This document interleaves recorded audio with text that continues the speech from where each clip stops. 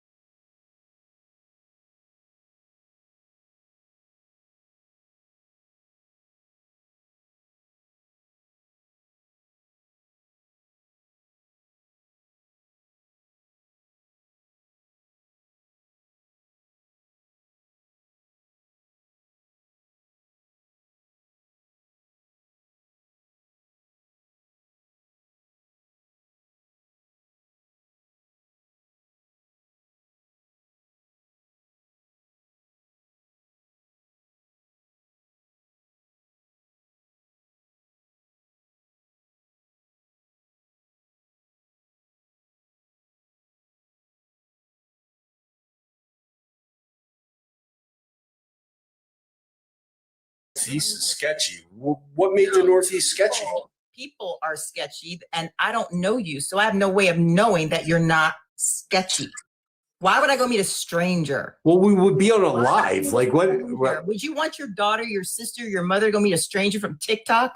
I didn't tell you they come to my apartment. I said I'd fucking meet you somewhere. I don't give a shit. Where you told you me? like Chick-fil-A or something? Or where? We got a couple. Meet anybody. I'm not meeting anybody. Move along. Taco Bell. Like where do you like to eat? Or get to clickety clacking and looking up your claim, because I'm not going to move anywhere. Move along. Yeah. I still didn't get, like, it's still not answering my question. If they cause the rents to go up and over 600,000 of them have been removed. Excellent, Tam. Thank you so much. So it looks like we're good to go on YouTube, guys, finally. So then we would start seeing rents going down, especially in the parts of the country like Minnesota and other places where a lot of people have been detained. Do you that's just common sense. If they cause it, then you take those people out. That means that it would open up the supply of housing, of rental properties, and then that should cause the prices to go down. Absolutely. I'm not sure if that's happened in Minnesota. It's not. Prices continue to go up. Well, who's renting there? Maybe, I don't know. maybe just maybe your causation for the rental prices being high has nothing to do with undocumented people. Have you thought about that?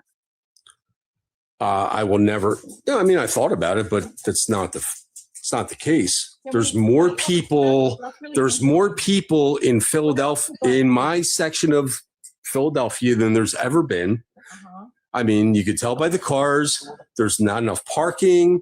There's congestion. Obviously, there are more people here. I've lived here my whole life. Philadelphia is crowded. It's a city. It's always going to be congested. It's always going to be crowded. Oh, wait. Host, with all due respect, you have no idea the area in which I'm talking about. He absolutely does. Can you tell me? The bridge. Come on, give me a break here. I live right across the bridge. I live 30 minutes from Philadelphia. Right. Talk to the builders who keep cramming in new building after new building after new building on smaller and smaller plots of land, and the new people that are moving in that speak perfect English and have all their documents in order. You want to hang this problem of inconvenience that you are dealing with in Northeast Philadelphia on immigrants because they are a convenient scapegoat to you, because then you don't have to look at anybody or anything that might impact and touch your life in a meaningful way that you could do something about. It's a cop-out and it's weak. Wait, I'm sorry. Say that again? No, I won't say it again. I'm not repeating myself. I didn't follow. I know. I'm surprised it's hard for that. So thank you, Trisha. But the underlying thing is you support undocumented people. They have the right to be here, whether they're driving up rents or not. We were talking about rent. No one said that they supported anything regarding immigrants except for you. But when you bring more people into what is the population in the United States of America? Can I ask a question, PJ? PJ, do you know how much money undocumented immigrants contribute to the economy and to our tax revenue each year? If they're on the books? Yeah, on the books, yes. With an I-10. That I don't know. Do undocumented people? Yeah, I'm getting ready to explain it. Yeah. If you just let me explain. So sure. after they're there, after undocumented people are here, 180 days, right? They are going through the process. They claimed asylum, or they're trying to apply for a visa, or whatever they're doing. They can get an I-10 number, which is not a social security number, but it allows them to work on the books. Okay. So that's why when you see people in Walmart, right? You know, Home Depot and all this stuff, right? They go to work a lot of them minimum wage jobs, some construction, whatever. That's not what's happening here. But yeah, that's no, okay. I mean, no, it is. It's not what's happening here. Well, I'm just telling you, the Cato Institute just did a report. They looked at the last 30 years, right? Cato Institute is a libertarian think tank, right? They are very right leaning. They are not a liberal, bastion of left wing lunatics or whatever you want to call them. Okay, this is a libertarian think tank, very conservative. They looked at the last 30 years, and what they found was that each year, undocumented immigrants are contributing about 300 to, I think, well, let me see, I think it's $300 million, $300 million just in each of the cities in revenue, right? Just in revenue and working, getting money, and then spending money in the cities, right? And for tax revenue, all total in federal, state, and local taxes, they're paying $100 million, right? But how much of that money was taken away from American citizens? None, right? They If they have a job and working, right? But these jobs are open jobs. Nobody was in the job, right? Americans can go get those jobs anytime that they want, right? Well, these are minimum wage jobs. This is Walmart. This is Home Depot. Do you ever wonder why teenagers don't work as much as they used to? How old are you? I'm 56. How old are you? 50. I'm 50. Okay. So when you used to walk into a pizza shop, you would see a teenager behind the counter, maybe even working the grill, doing some stuff. Do you see that anymore? Yeah, I do. I do. And you know what? You see teenagers working where you're at? Yes, I do. And if you I'm sorry. Well, if your claim is going to be, PG, if your claim is going to be, which that we is all my know claim. where your claim is going to be. It's not going to be. It's already been made. That the undocumented immigrants are taking these jobs from our youth. And this is then maybe you should have a conversation with the store owners, with the business owners, because it's not true. They can't get anybody to come and work for them. Why are our vegetables rotting in the fields? Because Americans are like, I ain't picking shit.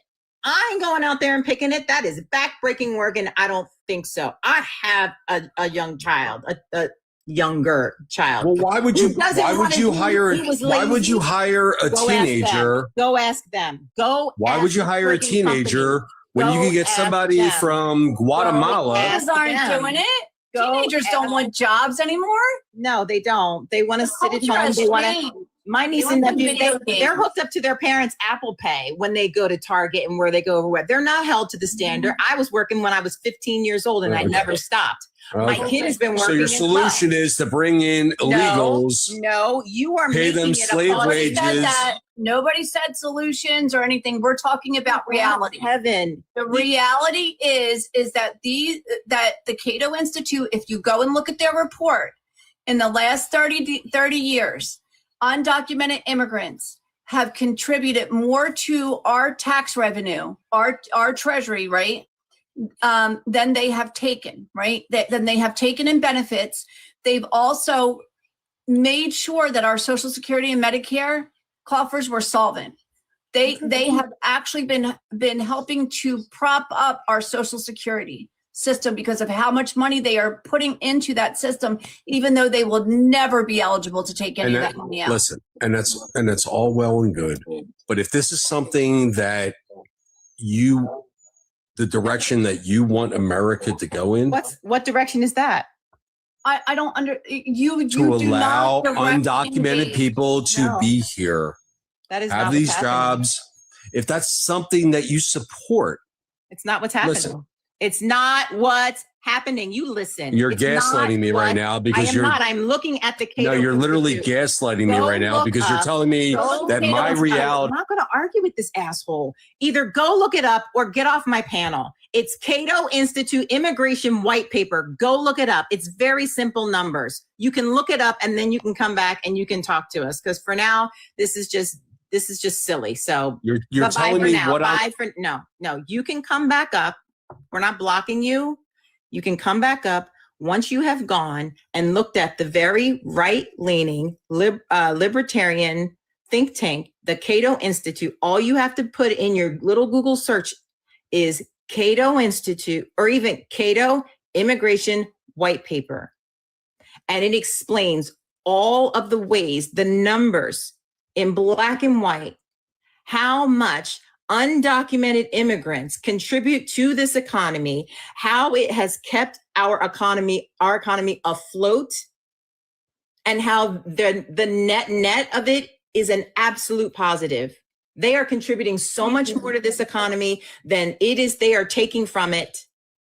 And you are just butthurt because you have bias. I'm going to be kind and say you have some sort of bias. Yeah. And I mean, I'm going to speak to what his issue is, but Howie, when you say that Democrats, that's why Democrats can't win elections, Democrats have been winning elections and flipping seats, red seats blue, since the 2024 election.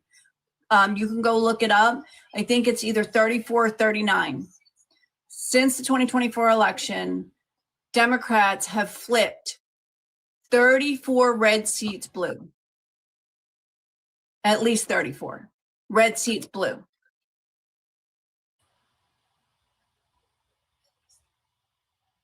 We're not going to argue with people about facts that are easily looked up. Mm-hmm. You're coming from a place of vibes and feelings and all of that. I mean, we all have big feelings, right? Especially right now. But we deal in facts on this page. Nobody gaslights anybody. And we're not projecting, and we're certainly not putting out mis and disinformation. So once you decide to go ahead and get rooted in fact, and you're ready to be calm and have a conversation, then maybe you can come back up. You are going to be so shocked after the 2026 midterms, because you are living in the past and you are living in an alternate reality. When you look at Donald Trump's approval rating and the Republican approval rating, allegedly aren't here. How can I get, yeah. Dude, the thing is, it's not really about them taking people's jobs. It's not really about housing. I like that hat. I like the little ears. Thank you, Trisha. It's not about any of that for him. If you listen to him and really listen to him, what did he keep going back to? He kept going back to his discomfort with people, others living in his neighborhood. Yep. Right? Yep. Living, he says Americans, but when they say Americans, they mean white people. Not from the stands, as he said. Not from the stands, right? They are others. They are the Muslims, right? They want Sharia law. Sharia law. Sharia law's coming. But I actually wrote it down. Look, I got like all my little notes here. I scribbled on a piece of paper upstairs because I don't want to forget. Okay, Trump's approval rating with independent voters, and I want people to understand that independent voters, thank you, Trisha, that independent voters pretty much decide elections, right? Because Republicans are in their corner, Democrats are in their corner, and those independents in the middle, because of the non-voters, right? If more people got up off the couch, Democrats would just freaking run the table, right? I mean, they just would. It's just when you talk to Americans, not voters, and you talk to them about what kind of policies they support and what kind of society they want, 80% of the country, 80% of the adults in this country are left-leaning. They're either on the left completely or left-leaning. Thank you guys so much for the gifts and tapping and everything. You're doing an amazing job. We already have almost 64,000 likes and my tapper's not even going. So that just goes to show you how amazing a job you guys are doing. Thank you so much for all the gifts, because I know shit's hard out here for all of us, right? And it really does help boost us out. And so I appreciate you guys so much. Hey, Howie, why do you care if someone has a driver's license? Why does that matter? Because there are others. He wants to feel special. So what I was saying, guys, is that Howie wants his white man participation trophy. He wants to feel like he's better than other people, right? Better than Black and brown people, better than, undocumented people, those illegals, right? It makes them feel good. It makes them feel better about their life, that they have not, succeeded the way that they wanted to succeed if they can look down on other people. Right. And so it's like, oh, well, I didn't get to do this and that, or I might not have my own, own my own house, or I might not have done all the things that I wanted to do, but at least I'm white. At least I'm not other. Jonah, you are literally sliding right down my leg. What are you doing? Right on down my leg he went. Sorry, guys. And so I call it the white man participation trophy, because that's what it is. That's literally what it is. And that's what I'm saying. These are the people that are left in MAGA. You had a lot of people that voted for Donald Trump for a lot of different reasons. And the people that are still left in MAGA, in the MAGA camp, are people like Howie, and they don't care how bad this country has to get. They don't care how bad it gets economically for us all. They don't care about anything else as long as they get their. Yeah, well, Howie, the thing is, you are not coming to this with good faith. You know what we're talking about. You know what I'm saying is true. White people. He doesn't want to have a conversation. You don't want to have a conversation. You just want to shout people down and tell and show us how racist you are, that all these other people are coming into your city, your precious Philadelphia city, right? And they're like, people pay. How many of us contributed to the housing crisis? I don't own a home. How many people pay taxes and contribute to our roads and infrastructure who don't drive, right? I pay for other people's children to go to school because an educated electorate is a successful one. This is just a silly racist argument that you're making. And no one's going to argue over anybody's humanity. And that's what you're doing. You're trying to make them less than and undeserving of, and you're making a complete unsubstantiated argument because of what you've seen in your neighborhood. Talk about toxic individualism. Me. As far as the eye can see. If what I can see isn't catering to me, then the hell with it. And no, so we're not doing that. And so if you don't like our live, now that you're not on the panel, feel free to swoop right on out of here. And Howie, just because you voted Democrat before does not mean you can't be racist. Exactly. I know racists that have black babies. You think that the white man participation trophy is just for Republicans? There's a lot of white man and white women participation trophy people on the left.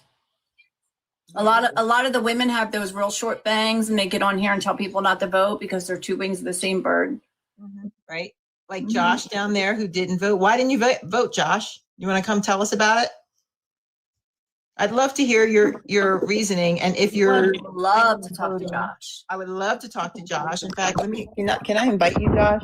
Because you're kind of our target audience of who we want to speak to, why you didn't vote, and if you're planning on voting in the midterms.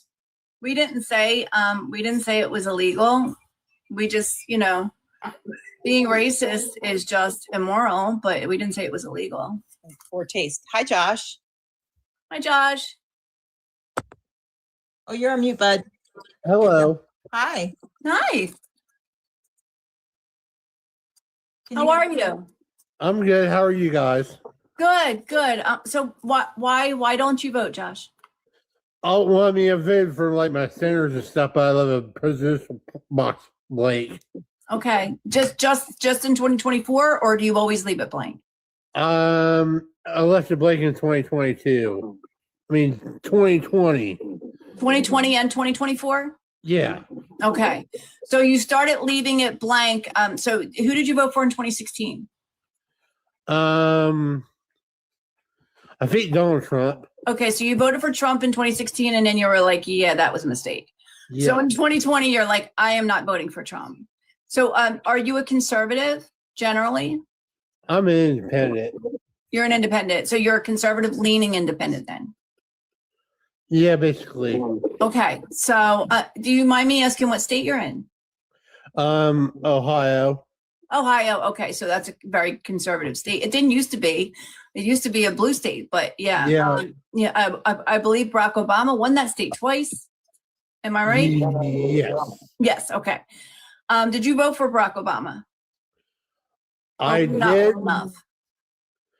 I did the first time I ran against Mitt Romney. I mean, the first time against John McCain, but I switched there to Mitt Romney. Okay. All right. So it sounds like you used to,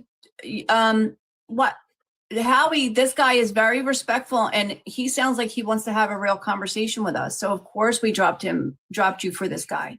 Yeah. In And we're general- ignoring Howie now. Mm-hmm. We're focused on Josh. He's Josh a has total our full general. attention. Yep. All right. Yeah. So it sounds like you are an independent. How have you been voting? Do you look at policy? Do you look at ideology? Do you, is it more of like a vibe thing? Like, just like a gut feeling? All of the above. Mm-hmm. Mm-hmm. And so, if you don't mind me asking, what made you switch from Obama to Romney in 2012? I didn't think his policies were helping us get out of a recession as quickly as I thought they should have been. Mm-hmm. And I was like, I mean, don't get me wrong. I think Barack Obama is a wonderful person. He's a good role model for kids and young men. He is a good role model. I just didn't think like I could vote for him because I was still having trouble getting a job, and I was just out of high school after during the first term, so I didn't see any progress. So that's kind of why I switched. Okay. And in 2016, can you tell me why you voted for, who did you vote in either the primaries, like the Democratic primary or the Republican one? I don't do in the primaries. Okay, so you didn't vote for like Bernie Sanders or anything like that. Did you support Bernie Sanders or did you like his policies?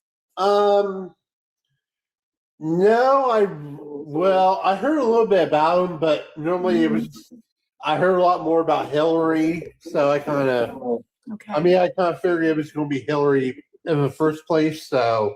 Mm-hmm. Yeah, I think we all did, right? We Right. assumed she was going to win.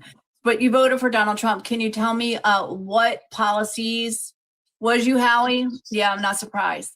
But can you tell me what about Donald Trump made you vote for him in 2016?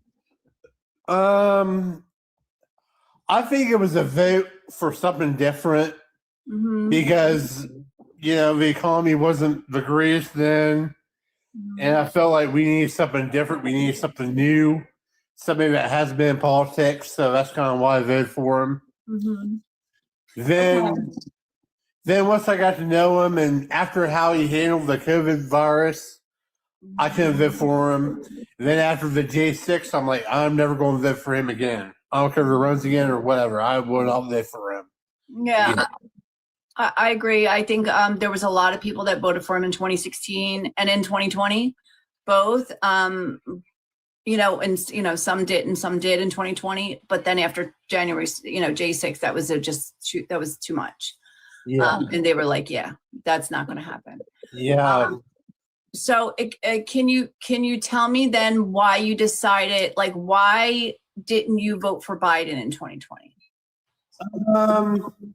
I'm going to be honest. I'm a Christian and I don't believe in abortion or any of that stuff. So that's mainly why I will not vote for him, because he was pro-choice and he was, it just wasn't my cup of tea. So you're a Christian?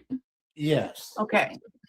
All right. And so I would imagine then that's the same reason that you didn't vote in the presidential election in 2024. You didn't vote for Harris because of AB? Yeah, or Trump, I mean, I'll admit Trump is not a conservative or a true Christian. He is not. and I was like, I'm not going to vote for him. I think maybe I could have voted for Kamala, but she discovered race too late for me to really hear a lot of her policies and understand her more. So you didn't really hear enough about her till after the election. So you're saying you could have voted for Kamala if you would have been able to learn more of her policies. I mean, as sad as it would have been for me to do that, I think it would have been a better option than Trump. I mean, I would rather vote for my dog before I would vote for Trump. You know what I mean? I mean, Trump is pretty bad, but so did you learn Harris's policies like after the election, the one where she was going to increase the tax deduction for first time home buyers from $5,000 to $25,000 so that young people could buy a home, and create a business deduction of $50,000 for people who just start a business. And extend the child tax credit to $3,000 per child, and all that good stuff. Did you happen to learn any of that after the election? Yes, I did. Okay, so that's why you're saying that you could have voted for Kamala if she had more time to run and for people to learn her policies. Yes. So do you believe that maybe she could have won if she had more time to run and people would have got to learn? I mean, no matter who was going to be the Republican nominee, they would have a lot more time to establish the ground game, a lot more time to do ads. I mean, she was at a disadvantage, I think, because of how late she got in. She was at a very, very bad disadvantage. Yeah, I agree. All right. Well, it sounds like to me like most of your votes, though. Like at the time, it sounds like you are the typical independent voter that kind of like keys into the election a couple months before the actual election. And you just see what everybody's saying, you kind of get a vibe, and then you vote. Does that sound about right? Yeah, a little bit. Yeah, I figured, Josh. That's why I asked you all the questions. And so that's why we hold these kinds of lives and have these conversations, because we try to educate and inform people that we kind of got to pay attention all the time. I used to be the same way. I'm like, I got too much on my plate. Right, Stacey, right? It's like, we got too much on our plate. We're working, we got family issues. We don't have time to stay keyed in to everything these politicians are doing all the time. But I have a question. Mm-hmm. I noticed you have candidates for office. By chance, are you going to have Sherrod Brown on your live soon? Oh, I would love to have Sherrod Brown. If we could get Sherrod Brown, I mean, I would do backflips. What do you think about him? I know he was your senator before. He was my senator before. Mm-hmm. I thought he did a good job. Yeah. Yeah. I mean, I'll be honest. I voted for him. Mm-hmm. Yeah. I think Sherrod Brown, I think he's a pretty genuine guy, unlike a lot of the elected officials that have been in there a long time. He seems like he is a genuinely working class type of guy, right? He's very common sense, very shoot from the hip. He doesn't use a lot of big words and and do all that kind of stuff. I think he talks to voters where they're at, and I think he's a really good leader. And I'm excited. I'm excited that you like Katie Porter, Howie. Howie is very complicated. Can we focus on Josh, please? Yeah, sorry.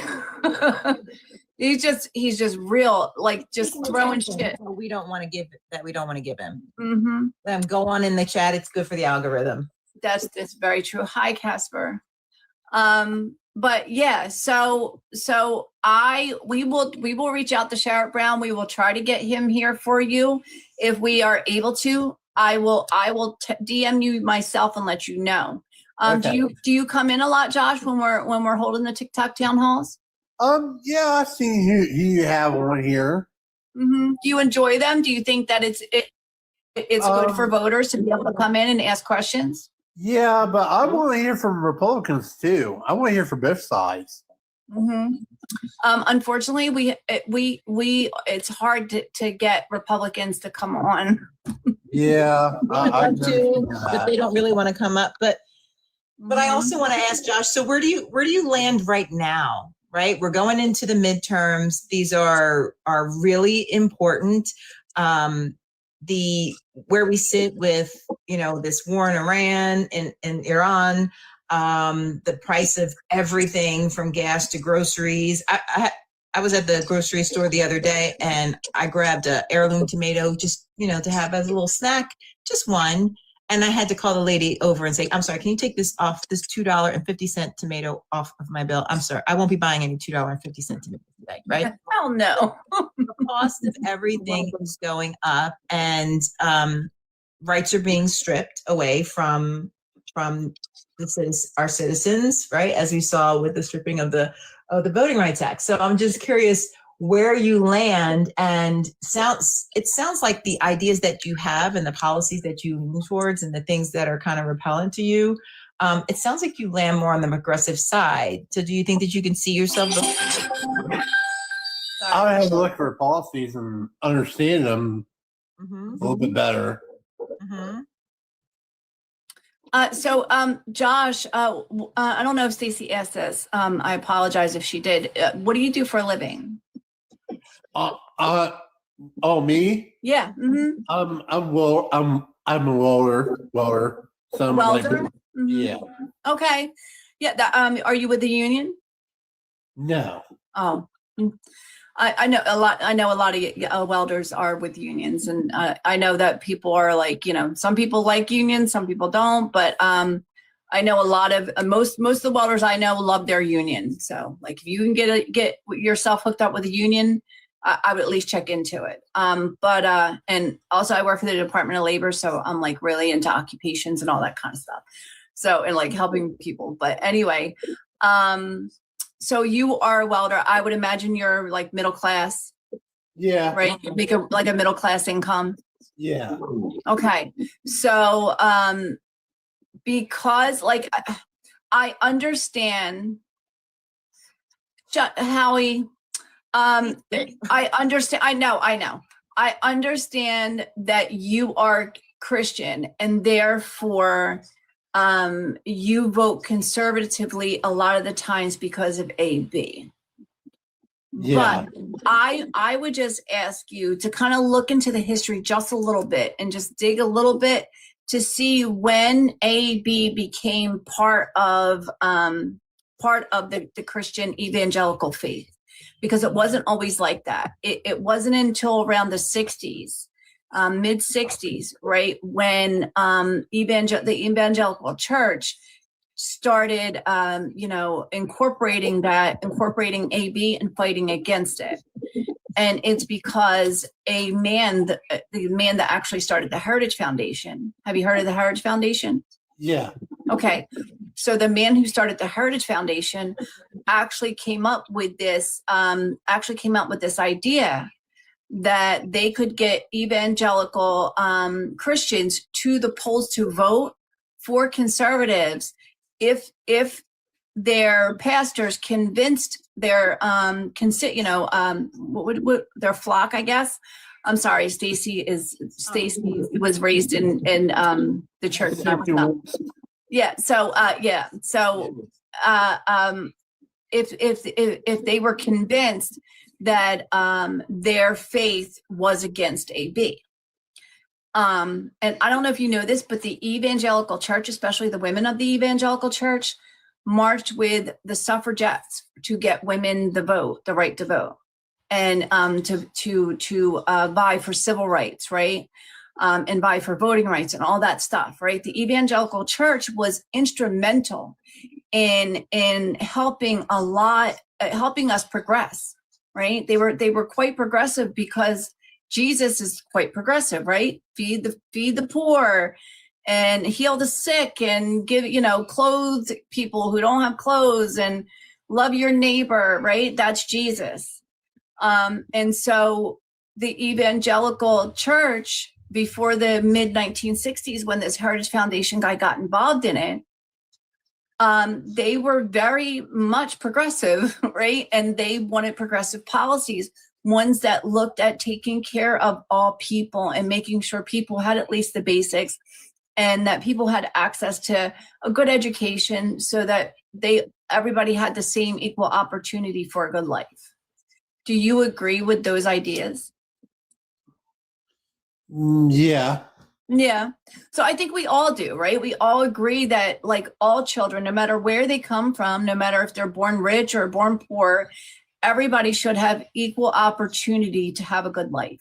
We all should get the same opportunity to have a good education, to eat good food, to have a roof over our heads. And the fact of the matter is that the conservative movement, especially in the Heritage Foundation, have been exploiting and manipulating our country, our culture, and our people at every angle since the 1960s, because they wanted to overturn a lot of the civil rights and voting rights and all the things that that made our country great, all the things that ensured everybody had those equal opportunities to education and to go get a good job, you know, a decent paying job. Because as we all know, right, our parents, our grandparents could work 1 40-hour-a-week job and pay for everything, right? A lot of us, we grew up, our moms didn't work, our father worked, right? Our father worked and everything was paid for and then some on one job. And the reason we don't have that anymore is because of the Heritage Foundation and the Federalist Society and all of these conservative organizations that created the environment where billionaires and corporations could buy elections and buy our elected leaders on both sides of the aisle. And they could dismantle the worker protections that ensured that we all got paid fair wages and we got paid our value that we were providing to the companies. And that we had good benefits like healthcare and pensions and all that good stuff, so that make sure that we were taken care of in our old age. College used to be practically free. We paid a little bit of, state colleges, not the big like Harvard, Yale colleges, but state colleges were free. You paid a $50 fee a semester or something, which would have been in today's dollars, maybe $300 or $400, right, per semester, instead of tens of thousands of dollars per semester. And all that went away because conservatives were like, hey, we can make a hell of a lot of money and ensure our own power if we dismantle the New Deal, if we dismantle the middle class. And that's what they did, right? And so Stacy and I, what we like to do on our platform and what we all do in our group is try to bring as many people into our group and into our mission as possible, because the way we see it, no matter which side of the aisle we've been on, now we all have to work together to fix this, because this is completely out of control. It's completely chaotic. It's really, really bad for all of us. And if we don't do something, it's going to get worse. So one of the main reasons why we interview candidates, and if you notice, it's people that don't take corporate money, right? It's people that aren't bought off. And it's people who have the policies, the progressive policies that are in line with how Jesus said that we should treat each other, right? And in line with the idea that if we're paying taxes, we should get something back for those taxes, right? If I'm paying all this money in taxes, I should actually get something back for it, because corporations sure do, right? They get plenty back for them. They get these big tax cuts. They get these big giveaways. They get, these big federal contracts and all this money pouring out of the taxpayer coffers into their pockets. So we should get something too. We should get the basics, the bare minimum: healthcare, childcare, a good education for our kids, right? Like, imagine just your household, right, Josh? Do you have kids? No. No, you don't have kids. So you're single? Yep. You're single. Okay. So just you. Think about, do you have health insurance for your job? No, I'm disabled. I have a disability, so I get Medicare. Okay. All right. So you get Medicare. So you already have that life, right? You already have taxpayer funded healthcare. So don't you think everybody is entitled for the taxes that we pay for our taxes to go into a pot so that, and we just have one big group plan, which is Medicare? Doesn't that make sense, right? Because if we were all working at the same job together and paying into it, right? Paying money into the plan, like in the healthcare plan, it would be like a big group policy. That's what we have at work.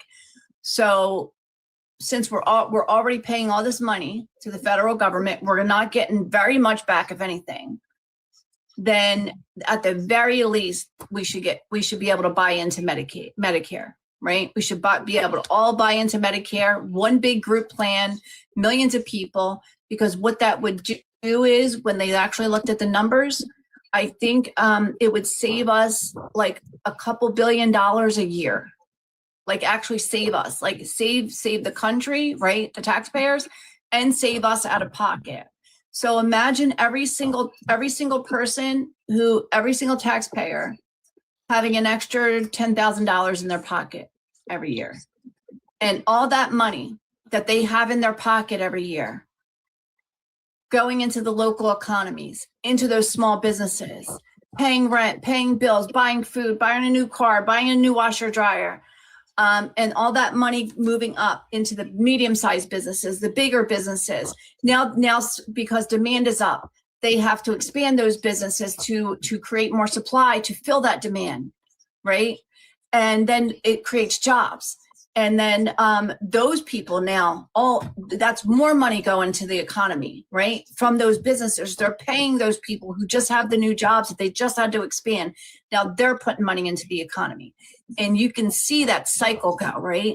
You can see the wheel spinning and all that money being generated through the local economy, up through the larger economy, the macro economy, if you will. And everybody benefits along the way. So the people that we interview, hi, Steve, the people that we interview on here, these candidates, those are the kind of policies that they are proposing. And those are the policies that we're going to need to fix our economy.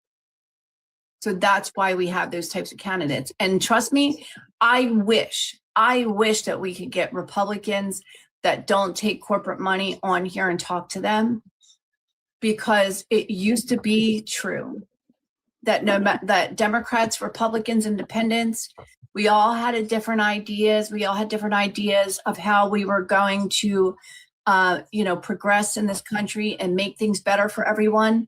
But we still all had the same goal of making things better for everyone and progressing in this country. And that's no longer the case. We have a lot of people in elected office, Democrats, Republicans, right, that do not care about all of us doing better. They only care about lining their own pockets. And that has to change if we're going to progress, if we're going to see real change. So I ask that you just keep an open mind, Josh, especially when these people when we're interviewing them. Keep an open mind in your area for the Democrats, especially the progressives, the ones, you're a Christian, right? You're a Christian. So listen to the ones who propose policies that look to take care of the sick, right? That look to, get medical insurance, right, for the sick and to feed the poor. Because what is the saying? It's like, it's not the saying, it's in the Bible, Stacey. However you treat the least Yes, the least of these is how you treated me. Yes. Right. It's like we've lost our way in so many ways. Yeah. And we really have this toxic individualism where we only care about ourselves. And then you even have people who pretend or say that they're a Christian and say that they follow Jesus, and everything they say is the exact opposite of that. We've just lost our way. We have lost the plot, I think. I know we just hit you with a lot, Josh. But that last bit is something that resonates with me as someone who I'm deconstructed, but I still consider myself a Christian. I'm still down with JC. And we talk about the fruits of the spirit, right? So really looking at what the candidates are saying and what their policy proposals are and how they line up with how Christ tells us to live our lives is something that I look at regardless of whether there's a D or an R next to their name. And like Lisa said, the abortion thing is, I understand the compulsion, and I was right there. Like when I was in high school and college, I felt that way myself until I realized how much healthcare, how much abortion care is healthcare, and how what they've done is really increased the number of abortions, increased the number of unalivings of mothers and infants, because it's just been blanket and it's taken away people's opportunity to make the best choice for their own personal health care, for their own survival at certain extents, right? So that don't sound like something Jesus would do to me, right? As someone who's followed Christ since I was a child. And then just real quick, I looked up Sherrod Brown's key policies. And they sound really good to me. I mean, I was not this past fall, but the fall before that, I drove out to Ohio to meet with another creator from on here, Danny Cook, to campaign for Sherrod Brown from Pennsylvania. I'm in Pennsylvania. Oh yeah, I didn't realize. Yeah, you would have, because he was on the ballot last time. Mm-hmm. So she drove from the south, and I drove out from PA, and we were campaigning for Sherrod Brown, right? And he lost last time, but I think he's got a really good chance this time. So I just want to read off a couple of things that are key in the policy area for him. Okay. Okay. Okay, so I know you said that you're not in the union, but he supports championing the labor union, focusing on manufacturing jobs and opposing trade agreements deemed harmful to local workers. So that means he's looking out for the health, welfare, safety, and protections of people that have to do a dangerous job, which is what welding is. Like, you wouldn't catch me doing it, right? Kudos. Right. I can barely, I'm scared to light the pilot, right, on my stove. Okay. Social Security and pension leads efforts to secure full Social Security payments for public employees, including teachers and police officers, often previously withheld. Economic policy. As a member of the Banking, Housing, and Urban Affairs Committee, he has been a vocal critic of Wall Street and advocating for consumer protections. So making sure that private equity is not coming in and buying up housing, right? And setting very high rents or outbidding your local neighbors so that they can't get in on buying a home because they've got all the money in the world. And so they buy up this house, or they buy up most of the houses. And even if you try to buy a house, that house sold for such a high price that now the comps are so high and now you can't get into that neighborhood, right? That's private equity, that's bankers, that's Wall Street. And so he has experience in that area. And so he knows how they do all the jacked up shit that they do. And so he's like, I know how they do. Like when Trump was on the stage and he was talking about, like, I know how to like work the system. Like, I'm in the system, right? Same thing. He knows how the system works. So he's able to use it for good, unlike other people, right? Health and safety, supported the Affordable Care Act and has pushed for stricter environmental regulations from PFAS. So again, you're out there welding. You are primed to be, and you said you already have a disability. Making sure that you aren't being exposed to chemicals that can be detrimental to your health is very important job for our elected officials. And then pew safety, promoting legislation for safe storage of firearms, extreme risk protection orders, and supported by our bipartisan Safer Communities Act. And nowhere, I just want to point this out, I know you didn't say it, but for anybody listening who's going to come for me, nowhere in there does it say we're coming for your pews, right? His leading point is safe storage of firearms, because that's a lot of times they're legally obtained, but they weren't stored properly. So to me, this seems like a very common sense itinerary, a very common sense agenda for aimed at protecting and uplifting the people of Ohio. How's it sound to you? Sounds good. Mm-hmm. You sound, I don't know that I believe, do you think it sounds good? Is he pro-choice or is he pro-life. I forget. I can look it up. Is that something that would be a deciding factor on you? Yep. Even though mothers and children have been unaliving at higher rates since Roe has been overturned? I don't believe that. So I don't believe it. That's easy. Why don't you believe that? So when Because a lot of them cases were medical malpractice or something like that. So if a candidate, this is why I do not vote Democrats. If a candidate says he will bring back Roe or he's pro-choice, I will not vote for him. I don't care how bad the other candidate is. I will not vote for him. That is exactly why I set out the last time. Because Trump is pro-choice and Kamala is pro-choice. That is why I set out.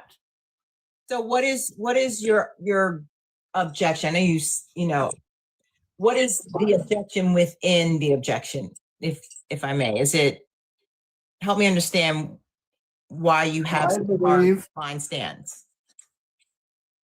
I believe that abortion should be outlawed in all the states, and whoever does it, the doctors, mothers, boyfriends, or whoever, should be in prison.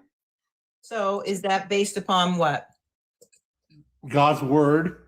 Where does it say that in the Bible? Abortion is murder, and it's one of the sins.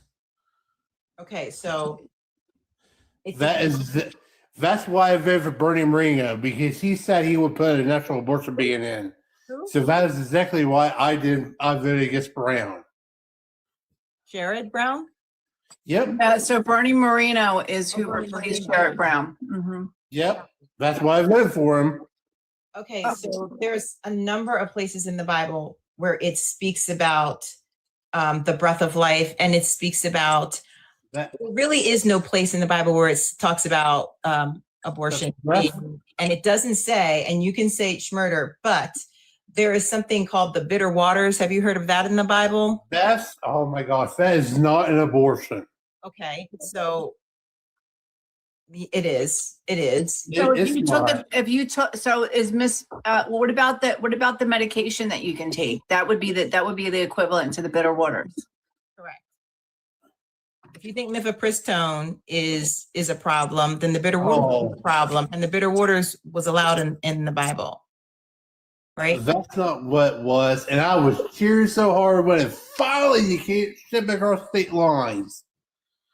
Josh, do you know what the bitter waters is in the Bible? That's like a purity test. Like it's to protect a woman from a cheating husband or false allegations. It's in Exodus 21, 22 to 25. The law states that if men fight and injure a pregnant woman causing premature birth or miscarriage, the offender only has to pay a fine. And if the woman dies, the penalty is life for life, suggesting that the fetus is not treated as a full person under the law. That's not the one that was. But that's. I disagree. So that's from the Bible. That's from the Bible, Josh. I disagree with your interpretation of it. That was not the interpretation. She was reading directly from the Bible. Yeah. So, can you read it again, Stacey? I don't want to get hung up on whether it's because there's 12,000 types, there's 12,000, right? Interpretations of the Bible, right? I don't know if you read from the King James or you read from the NIV, New International Version or not, but do you understand that by overturning Roe, when I say that women and children are unaliving at higher rates, it's because, do you know what an ectopic pregnancy is? That's not an abortion. That is not it. You're right. It's not, but it's coded as such.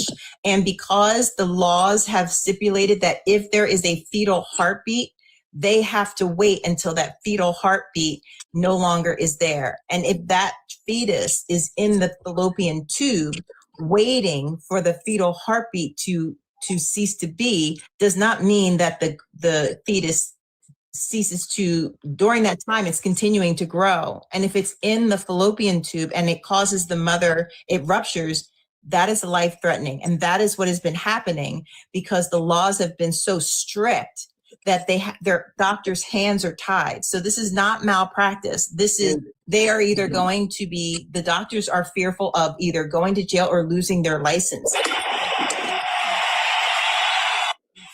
Either women have had to flee the state, they have had to cross state lines, they have been persecuted for it, they have been tried to be prosecuted for it because they have been told your child is either in your fallopian tube or it has unalived, but you are not sick enough for us to do anything about it.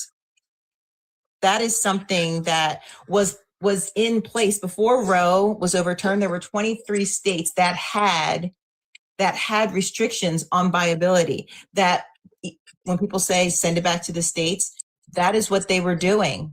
And each state had decided what their viability was. And so there was a lot of oversight. It wasn't what the Republicans were telling you that it was. There's no such thing as an AB at 9 months or after birth. Like, that's not a thing that happens. But when you find out, my cousin had an ectopic pregnancy. They couldn't figure out how she survived it, but it was growing. It was nesting in her fallopian tube, and she had to have surgery. It was right by a major artery that if it had burst, she would have bled out internally. And also there was a state official down in Florida, because of the Florida laws. She had an ectopic pregnancy, but she just so happened to have the governor's phone number because of who she was. And DeSantis had to step in and call the doctors directly to get the doctors to treat her, or she would have unalived. So that's right, because of those laws. Right. So that's not a case of malpractice.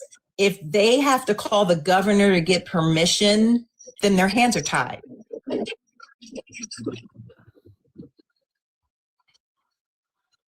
Yeah, we shouldn't have people that are like politicians making medical decisions, right? That those medical decisions need to be able to be made in an emergency situation in like sometimes seconds, right? Minutes or seconds.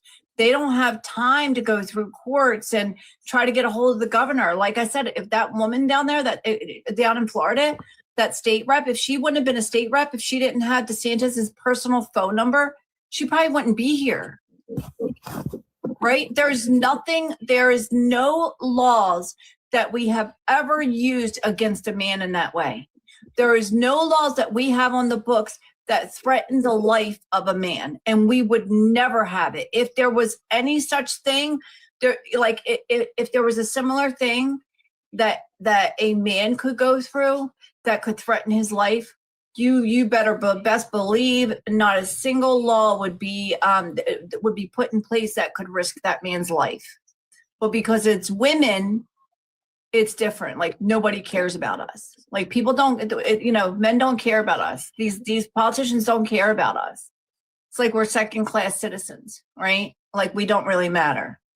And that's why it's kind of offensive, Josh, as a woman and as somebody who's had children, and who's as somebody who had in my first child an emergency situation that could have unalived both of us, to know that there could have been a law in place to prevent us from the emergency care that we needed to survive. I mean, it's so dangerous for politicians to be making laws that affect people's health in this way.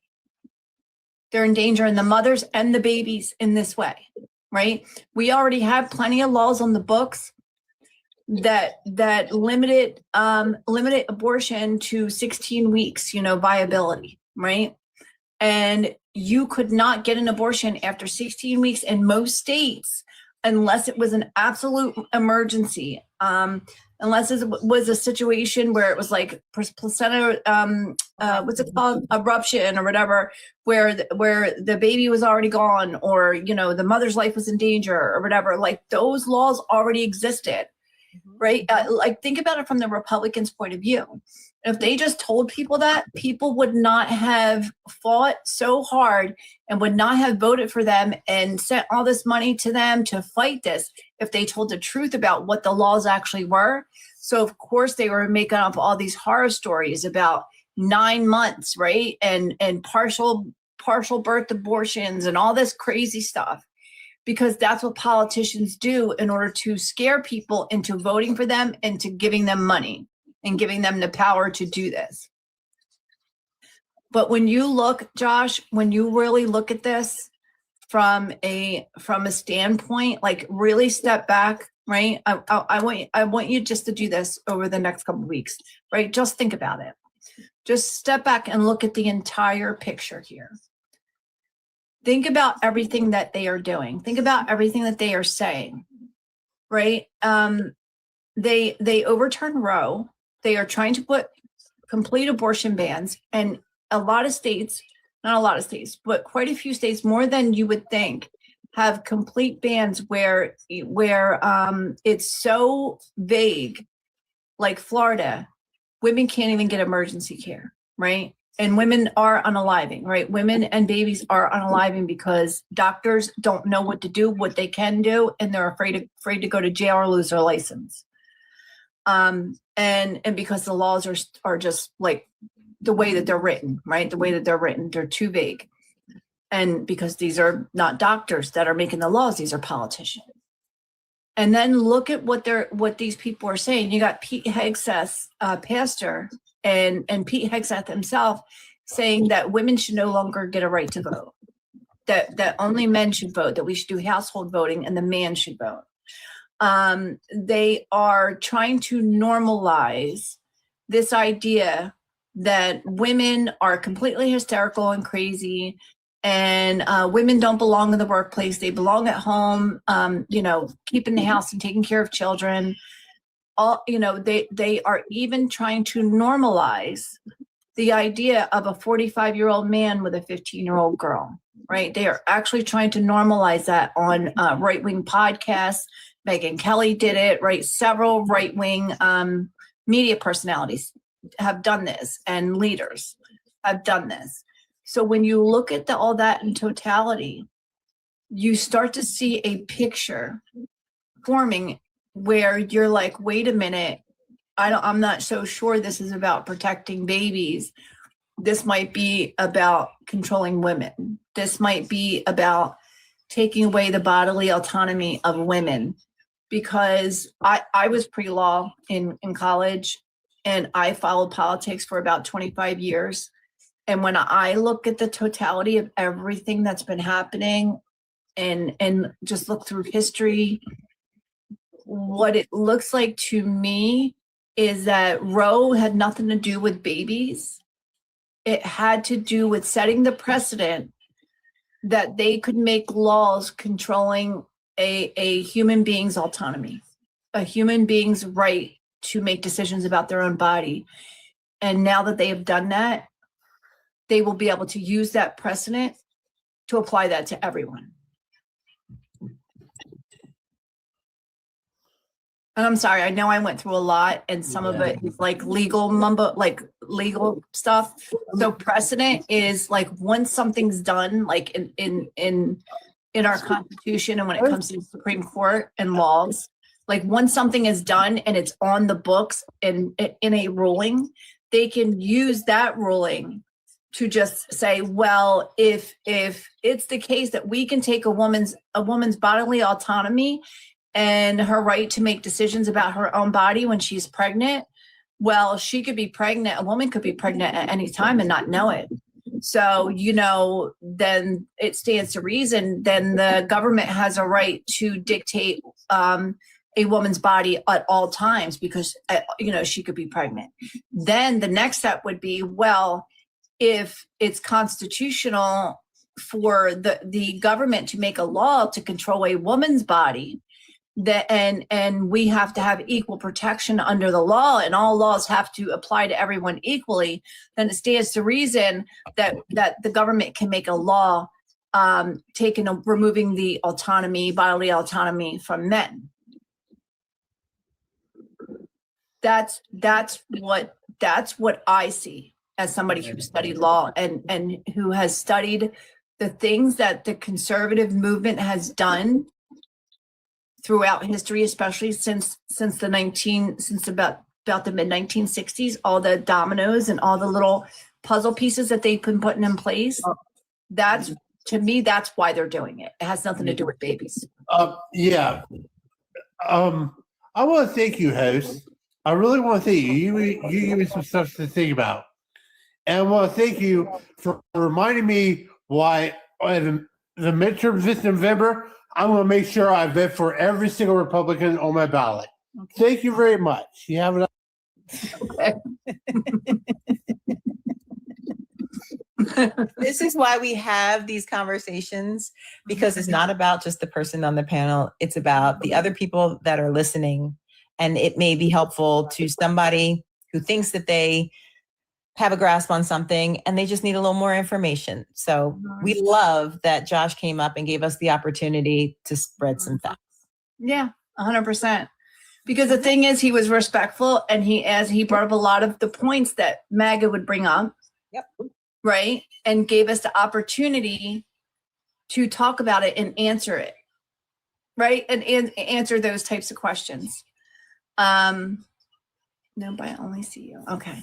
So, Tam, are we still good over on the YouTube, on the Tube of You? Hold on.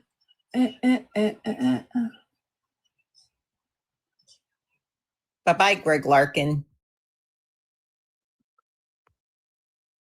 Hi, Leah. How Hi, are you Leah. Guess who's back? Back again. No, I'm just kidding. I was reading Trisha. I did find the specific verse. It is in Numbers. It's Numbers 5:11 through 31, but the specific verse starts at verse 20. But if you have gone astray while married to your husband and you have made yourself impure by having sexual relations with a man other than your husband, here the priest is to put the woman under this curse. May the Lord cause you to become a curse among your people when you make your womb miscarry. When he makes your womb miscarry and your abdomen swell. May this water that brings a curse enter your body so that your abdomen swells or your womb miscarries. Just so we're clear. It was a test. If you hadn't been screwing around, your womb would swell. If you had been screwing around, you were going to miscarry and lose a baby because nobody was with anybody else's baby. You weren't going to bring shame to the house. It was all about, It was about their ego and about their honor. Mm-hmm. And if you're so concerned about babies being born, then you better be as concerned about how they're cared for once they're here. Because if you're not, then your fruit is just as rotten as MAGA is. The fruits of your spirit ain't shit. She sounds okay for me. I'm glitching? I think Kat heard it. All right, I'm going to tell you this one. Black Unity, this is your one and only warning, because I know you just come in here for attention and Lisa gives it to you, but I'm not dealing with any of your bullshit tonight. You're either going to sit in the comments and you're going to constructively contribute to this conversation, or you're going to be permabanned because I'm done with it. Go troll in somebody else's live. I'm done with it. Get it together.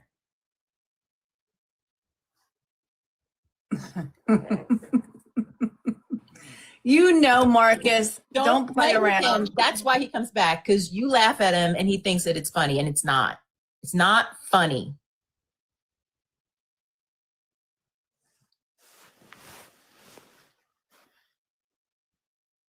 It's obnoxious and it's offensive, the shit that you say. And you think it's cute, and it's not.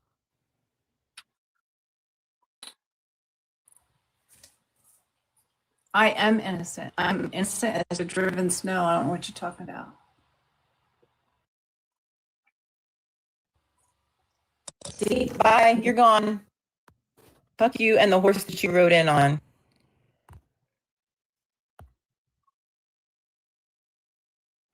Yeah. See, you think that he's so cute, Lisa, and he just said that we were in a goddamn cult. Yeah, I don't know. I don't know what is fucking what They're not Mark is. entertaining assholes. It's very right, VJ. It's very offensive. I don't care how old he is. You're not coming in here saying shit like.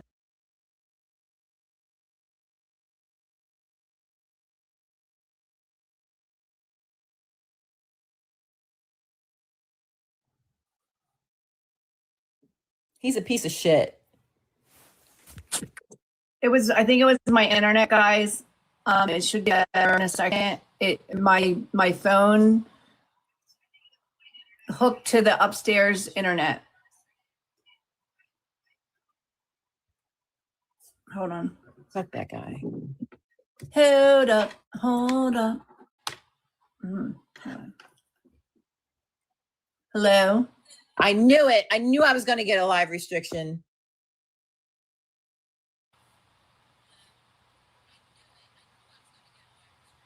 Why did she get a restriction? Does anybody know? Yeah. It sounds better, I think, right? It was worth it. What did you say, Stace?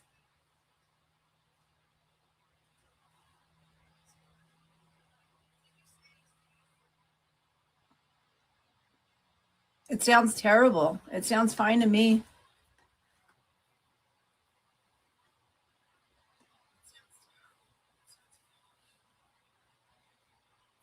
Oh, I see.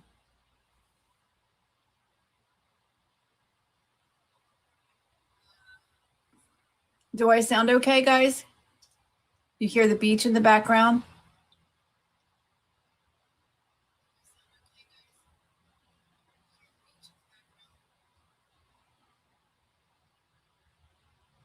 Oh, I hear it. That's weird.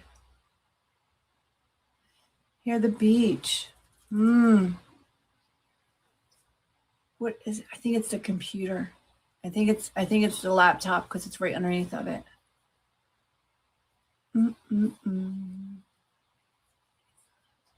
Hold on, guys. Hold up. I'm gonna try something.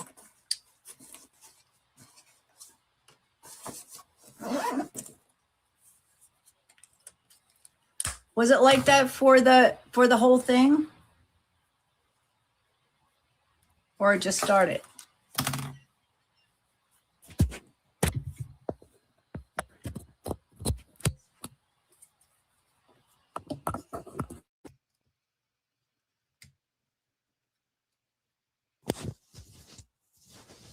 Hello?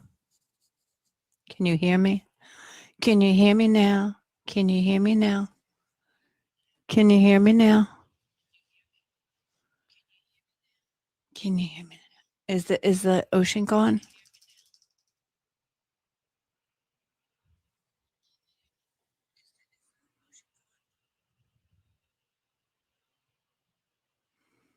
An echo. I think the echo was because I had the headphones from the laptop too close to the microphone up here. Is the echo gone? Is the echo gone? Hello? Can you hear me?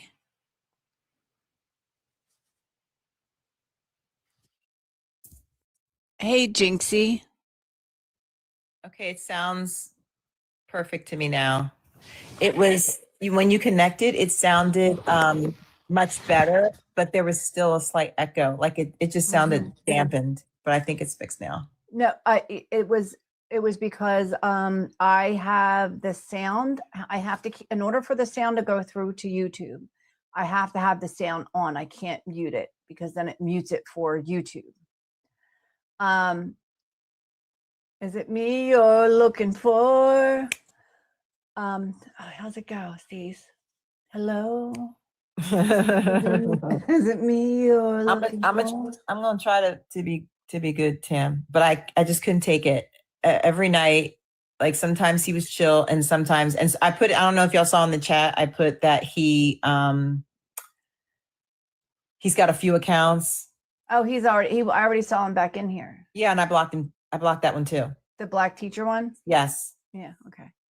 Yeah, you can tell they all look pretty much the same and they have like similar vibes. They all have similar vibes. Thank you.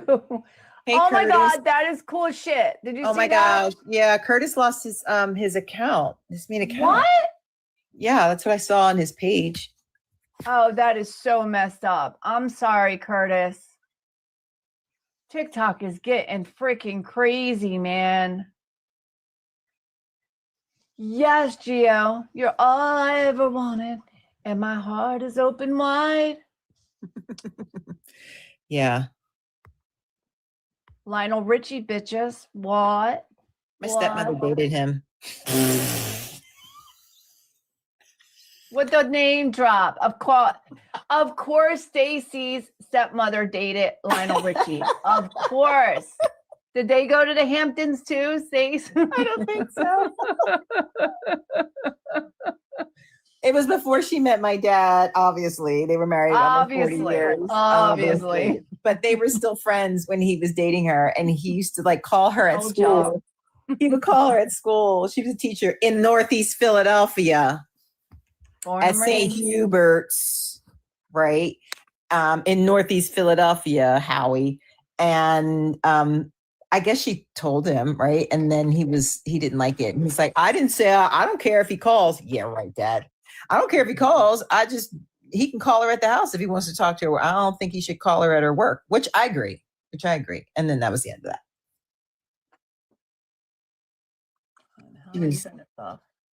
She was betrothed. Curtis, is this your new account?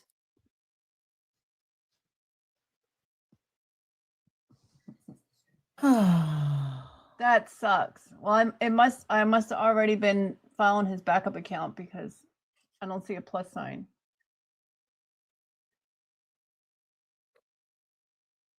Who seems kind? Lionel, he does seem kind. I don't think there's ever been like really a scandal other than when his wife beat him up. It's not that's not funny. That's not funny. I'm not saying that that's funny. I'm just saying that's terrible. It is. Hey, Jonah. You're making my hair look all luscious and fluffy on that side. Can you do the other side too? Okay, so back to the message at hand. Yes, guys. Does anybody want to talk about any of this? Even friendlies. You guys don't have to, would love to hear from some of you guys about any of this, like your thoughts on this. The third party voter thing, I know, is a big thing. We've been talking about it a lot. And I wrote some notes on it. Earlier, yes, he has. Multiple times. Yes. Hi, Sarah. Yeah, multiple times he has contacted, he DM'd me. I don't know if he DM'd Stacy. Yep. But yeah, he is absolutely incredible. He is so great. He just is. I've been having combos with non-voters. That's great. That's awesome, Leo, he did win. He wrote to me. I said something, like we're all behind it. He goes, with support like this, how could I lose? And I'm like, you won't lose. You are gonna. Kate, that's not true. That I have not heard that. She said, I can't believe registered independents can't vote in midterms in some states. That is not true. That is true. That is true. I can't vote in the midterms in Pennsylvania as an independent. That's why I switched back to Democrat. In the primary. Yeah. Yeah, not in the midterm, right? The midterm is in general. Yeah. Yeah, but it's still the midterms. It's a primary. No, it is. But I'm saying, I don't want people to think that they can't vote. No. So it's if you're in some states, in some states, if you're an independent voter, you can't vote in the primary. Yes, in the primary. So in the Democratic primary or the Republican primary. But some states like New Jersey, right? You can ask for you can be an independent and ask for a Democratic ballot, or you can be independent and ask for a Republican ballot, but you can't vote in both primaries. But there's not a thing where, you can't vote in the general election. But listen, you have to, everybody needs to go online and find out whether your state is open or closed primary, because we need every friggin' vote we can get our hands on in the primary.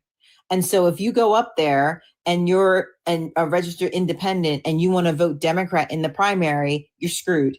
So find out now, just like people are finding out, making sure that they're registered, checking their registration, you need to check to see how you need to be registered in order to vote in the primary. Hi, Mel Gray. That's as important as making sure you're registered, how you're registered. 100%. Everybody should make sure they keep track, make sure that they're not being kicked off the rolls. Some people have told us about that. Right, that they were not able to vote in the primary because they had checked a couple of months ago. I believe the website is Vote 411 or something like that.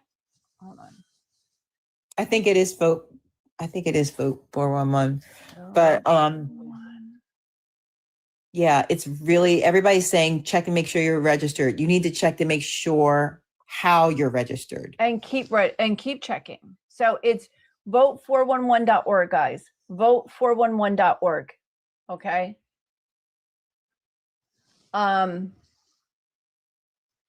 Yeah. So make sure you check again. Hi, Shayna. Welcome to the panel. How are you? Fine. I'm fine. How are you? I'm great. Thanks for coming up to talk to us. What's on your mind? I accidentally got on. That's okay. Thanks for tapping. Yeah, I accidentally touched it. That's okay. We can drop you back down unless you want to, if there's something you want to talk about or something on your mind. I love your live. It's great. Thank you. Thank you so much. Very informational. We need to know what's going on. Mm-hmm. Absolutely. Mm-hmm. Is there any particular thing, any topic that you would like to know more about that you're not really sure on, that you heard something and you're not really sure what it means, or you like to know more information on it, whether it's immigration or, the economy or anything like that? Well, I'd like to know more about Iran. Okay. Mm-hmm. So what do you know about Iran so far? I know that Trump decided to go and attack them, mm-hmm. blew up some little girls. Mm-hmm. Now they're supposedly going to have some kind of treaty meeting, mm-hmm. but I don't. You don't really understand all of it. So the thing is that Donald Trump created this board of peace. I don't know if you heard about that. Yes, I have. Okay, so he created this board of peace and he invited all these different countries to be part of it, and it was like $1 billion buy-in, right, for each country that signed on. And the idea, it's crazy, right? The idea is it's supposed to they're supposed to be bringing peace to the entire world and the whole thing, right? But really it's from my point of view, he's trying to set up a shadow government, and he's going into Venezuela. That's why he went into Venezuela, right? And so that he could get a hold of their oil. And then that's why he wants Greenland. He keeps talking about Greenland and Canada. Because they're rich in natural resources, not only oil, but especially Greenland has a lot of rare earth minerals, those things that we need to make like the microchips that go into cell phones. Iran, they really they needed Iran for two reasons. Iran is a threat to the area because it stops Israel. Israel wants greater Israel, and greater Israel is for Israel to take all the land. So to take Jordan, to take Lebanon, to take They think they can really do that? Yeah, oh yeah, Bibi Netanyahu's been wanting to do it for decades. This has been in the works. This is their plan. Yeah, and so that's why Netanyahu talked Trump into booming Iran, because if you look back through the last couple of decades, Bibi Netanyahu would get in front of Congress every couple of years and testify that Iran was 2 weeks away from having a nuclear weapon, right? Oh, they're 2 weeks away. They're 2 weeks away. They're 2 weeks away. And he tried to get every single president to go and do what Donald Trump did and boom Iran. And no other president were like, no, we're not doing that, right? But Donald Trump wants the oil, and Iran has a lot of oil. And Donald Trump wants control of the Strait of Hormuz and wants to put that control underneath the Board of Peace, which he runs for life, right? And his family will run for life. And so Bibi Netanyahu, put all this stuff in his head with the help of Jared Kushner, who really pushed him to do this. And that's why they went into Iran, because they thought it would be real easy. It would just be a couple days. They would get Iran under control. Iran would come to heel and do whatever they wanted, give them, give them, it's ridiculous. Shana, I know it's ridiculous, but that's what's going on. And every time you hear there's a ceasefire, that is Donald Trump. To me, it's partial, part of it's market manipulation. Because if you look at the stock market, every time there's news of a potential ceasefire or potential deal, the stock market shoots up. So what is happening is Donald Trump is telling his buddies, we're about to announce if there's going to be a deal. So make sure you buy into, certain stocks that will do well, right? When there is a deal and the gas prices start to come down and all that kind of stuff, right? And especially like oil and gas, right? Oil and gas is through the roof right now. But once there's a deal, then you're going to see those prices, slowly start to come back down. So you might want to sell that, right? You might want to sell that if there really is going to be a deal. But they're doing all this stuff. They're manipulating the stock market. That's partial. That's part of it. But the other part of it is that Donald Trump wants to make it look like he's doing something, that he's working towards a fix, and that he's a statesman and he's the deal maker and all this stuff. But really, Iran's just giving them the middle finger. I mean, you see what Iran does. They put out those Lego videos. Have you seen the Lego videos? Yes, I have. They're fantastic. They are absolutely fantastic. And it's really sad that as people in the United States, we wouldn't even know half of what was going on over there if it wasn't for Iran putting out Lego videos. Like, that's really sad. The state of affairs. The fact is that Iran has destroyed like most of our military bases in the Middle Eastern region. I don't know if you know that, in the Gulf region. And that's why you're not really hearing a lot about Iran in the media, in the mainstream media, because they've been told not to report on this stuff, right? There's like been this media blackout. They've also told Google not to show Google Earth images from the Middle East. From the time the Iran war started, Google Earth has not been updating their maps and their photos of the Middle East, so that people won't be able to see the damage that's been done to military bases, U.S. military bases in UAE, in Saudi Arabia, in Kuwait, in Qatar, right? Because they've been completely demolished in some cases, some of our bases. And a lot of the oil and gas infrastructure in those other countries has been hit hard too, in response to the U.S. and Israel hitting Iran's oil and gas reserves.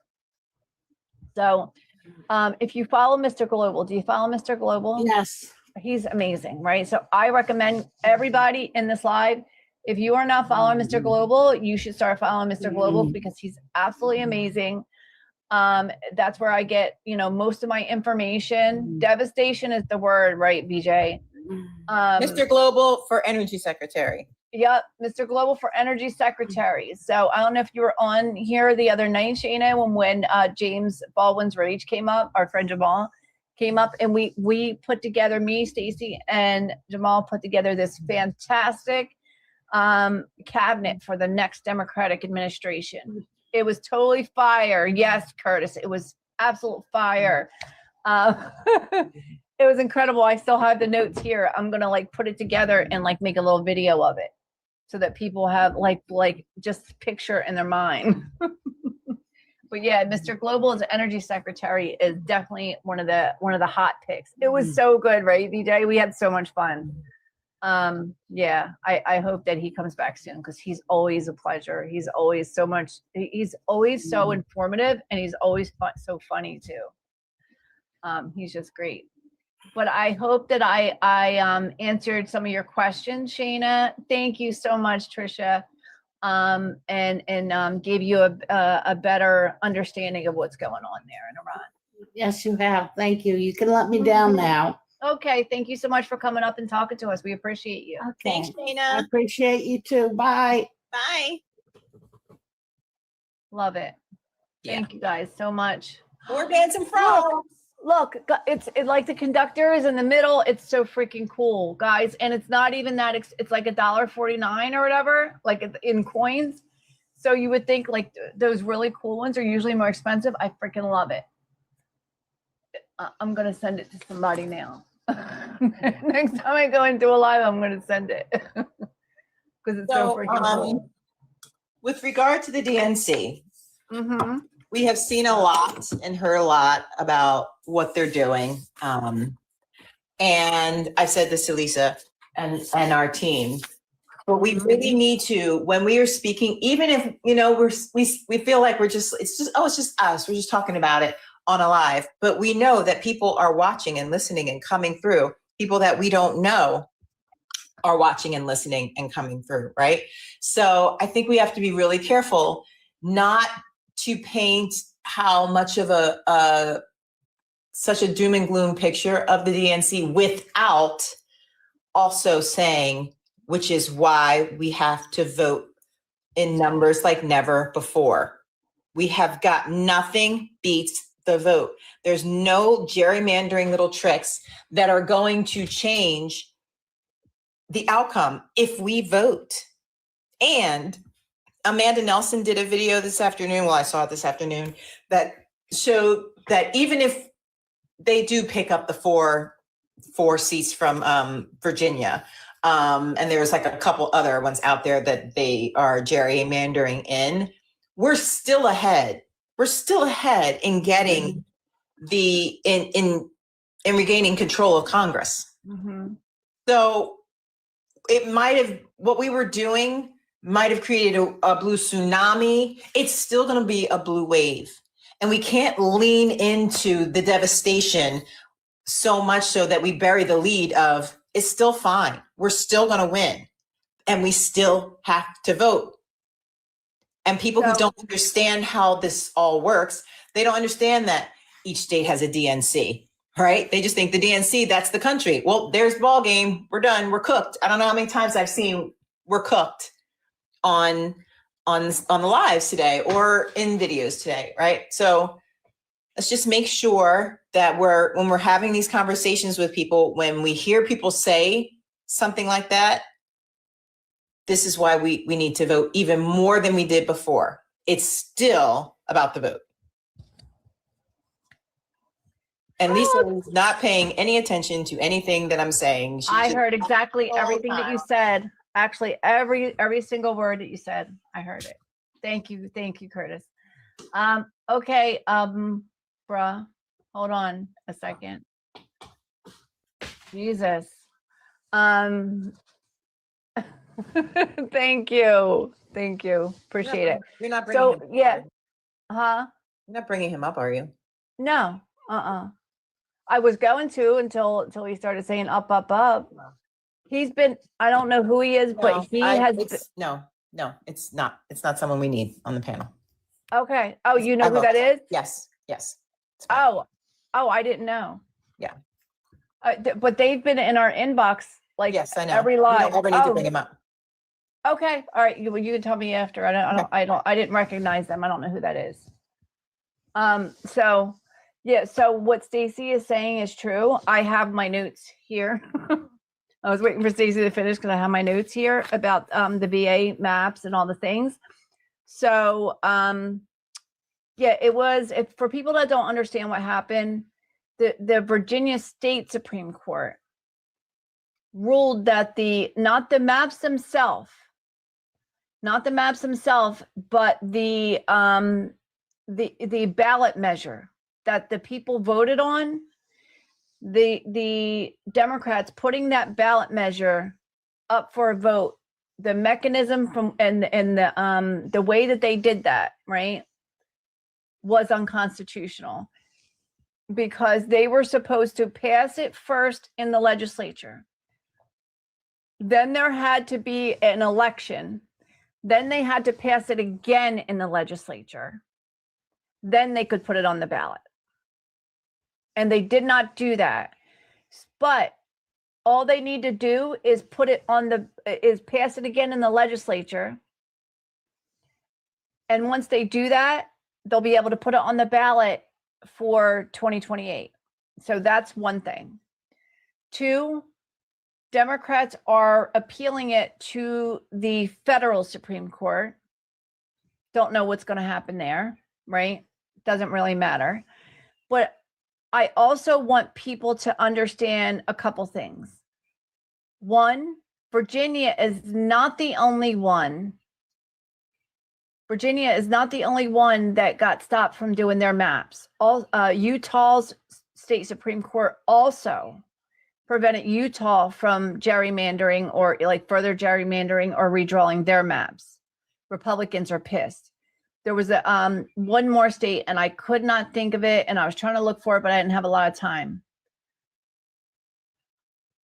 Yeah, so they approved Texas. So that's what we need to understand, VJ. So it has to go to SCOTUS, right? The federal Supreme Court, the big guys. But it was their state Supreme Court that shot it down. And like I said, it was procedural, right? It had nothing to do with the maps themselves or, their ability to gerrymander and stuff. No, this was in Virginia. Oh, was it Louisiana, Kate? No, it wasn't Louisiana. Oh, yeah, it was Louisiana. I think I was thinking of the first map in Louisiana where the Louisiana State Supreme Court, this was before the Voting Rights Act ruling. Brian sent me here. Oh, thank you. Thank you, Brian. Rundle Reed. Appreciate you. Appreciate you, Brian. Let me know if you want to come up, Brian. We're talking about all the things. But that the other one is Utah, right? Like, I already said Utah. So Utah, right? Their voting rights fuckery is red flag. Also Indiana, the GOP, the Republicans in the state legislature in Indiana voted no. A lot of them voted no to stop Indiana from gerrymandering their maps when Donald Trump wanted them to. And some of them lost their seats in their primaries. And even after they lost their seats, they said it was worth it. So I read that story too. So there's that.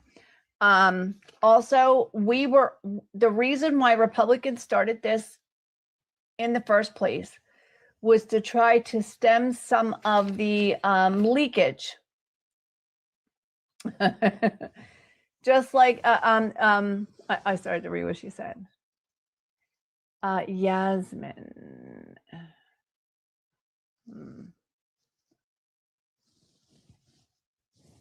Can somebody check the people in the box? I mean, the person in the box, Yasmin. So yeah, so the takeaway from all of this, right? At the end of the day, guys, we were already going to run the tables. What Stacey's point is. Like there was already going to be a big blue wave, right? There was already going to be a big blue wave. With these extra seats, there was going to be a tsunami on top of a tsunami.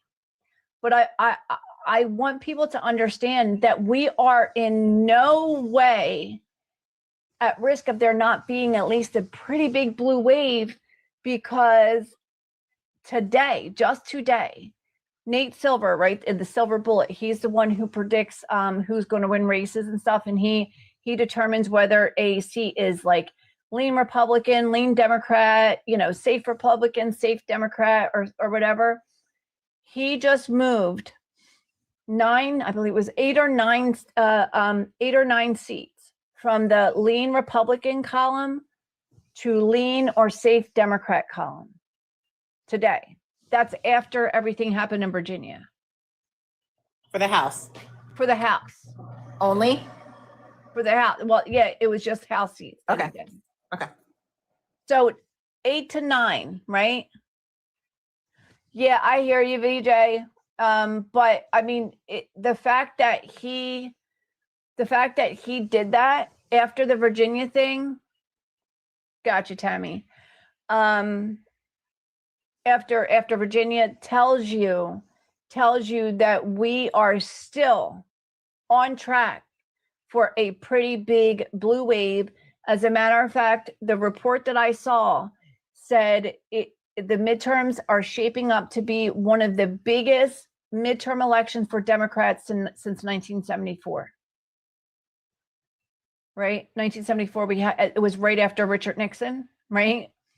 And the Watergate scandal. And we had a huge tsunami. Oh, thank you, Teresa. That was cute.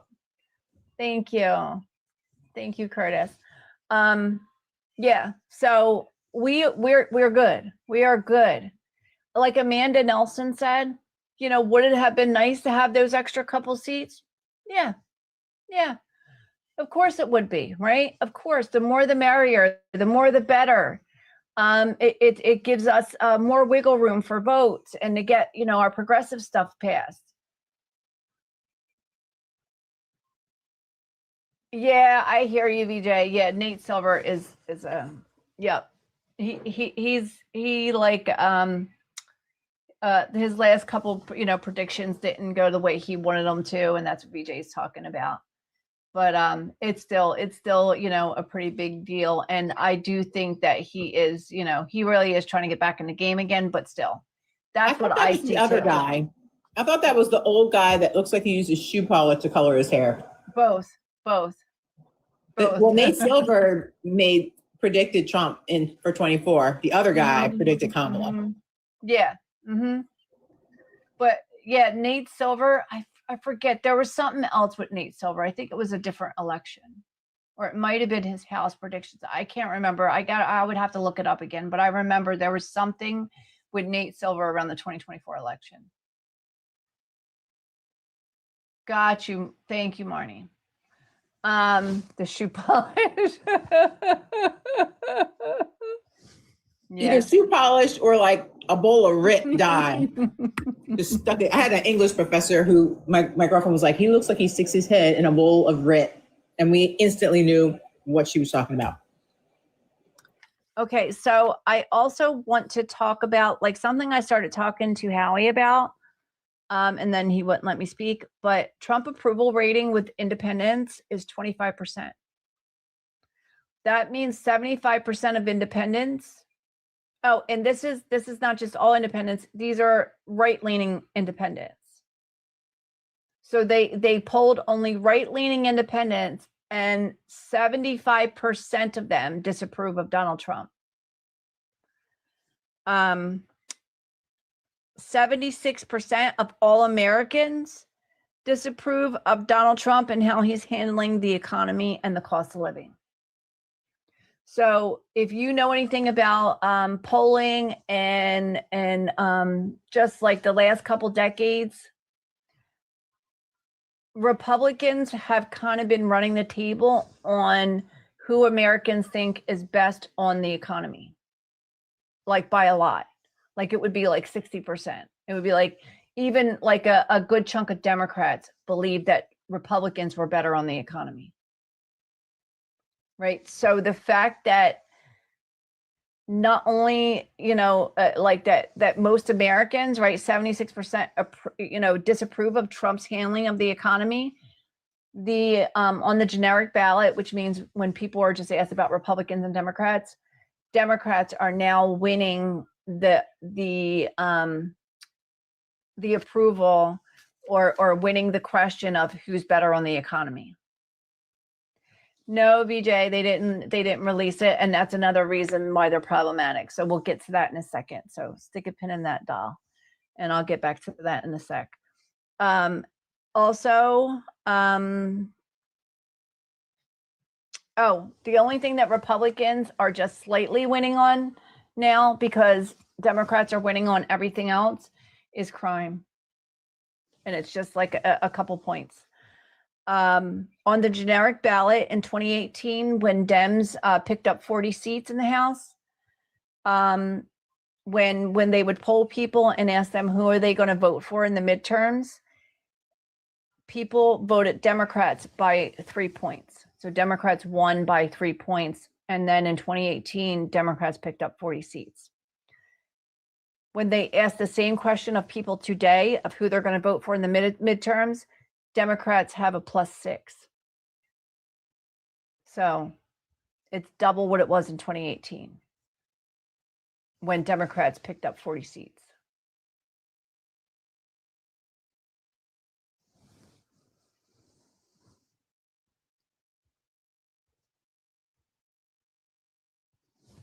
Okay, so that's huge, right? So getting back to the autopsy, most of it was already leaked, right? We could all tell you what's in it. We don't really need it, right? We don't need that autopsy. We know what's in it. We know what's in it and why they're not releasing it. Jen did like a whole thing. I don't know if you were here, VJ, a couple weeks ago. Jen 2.0, one of our producers who, acts as a guest host sometimes. She did a whole rundown of the DNC and their problematic shit and the autopsy thing. And the fact that a lot of it was leaked, and that the takeaways from like the whole thing was that the reason why people voted against them was Gaza. We could have guessed that. The second one was the economy, was Democrats hearing voters and hearing Americans say that they were struggling and couldn't really afford to pay for anything. And they said, oh no, the economy's good. We just got to make some tweaks here and there. And we had the best comeback of anybody after C-19, right? That's what they said in response to people's financial pain. And so that was the two largest reasons why people sat out or voted for Trump or voted third party in the 2024 election. That's what the autopsy said. The other thing to come out of the autopsy was that they created a Middle East working group so that they could figure out what they were going to do about such a large number of their constituents and a large number of their voters voting against them on the subject and on the topic of Gaza, Palestine, Israel, the whole thing. And pretty much that working group did nothing for like all this time. They have no answers. They did nothing. So yeah, I mean, that's typical. Yeah, I think the best thing to come out of the autopsy report, like I said, I hope they don't release it, because then it's just going to dominate a news cycle. That's all anybody's going to talk about. And it's going to be all this doom and gloom and hand wringing and shit. But because it was leaked, and it was, for any of us that are paying attention, we're like, okay, sure, got it, right? We now know what mistakes not to make moving forward. Mm-hmm. Right. And they're not like the candidates that we're supporting. Yep. Aren't doing either one of those things. Nope.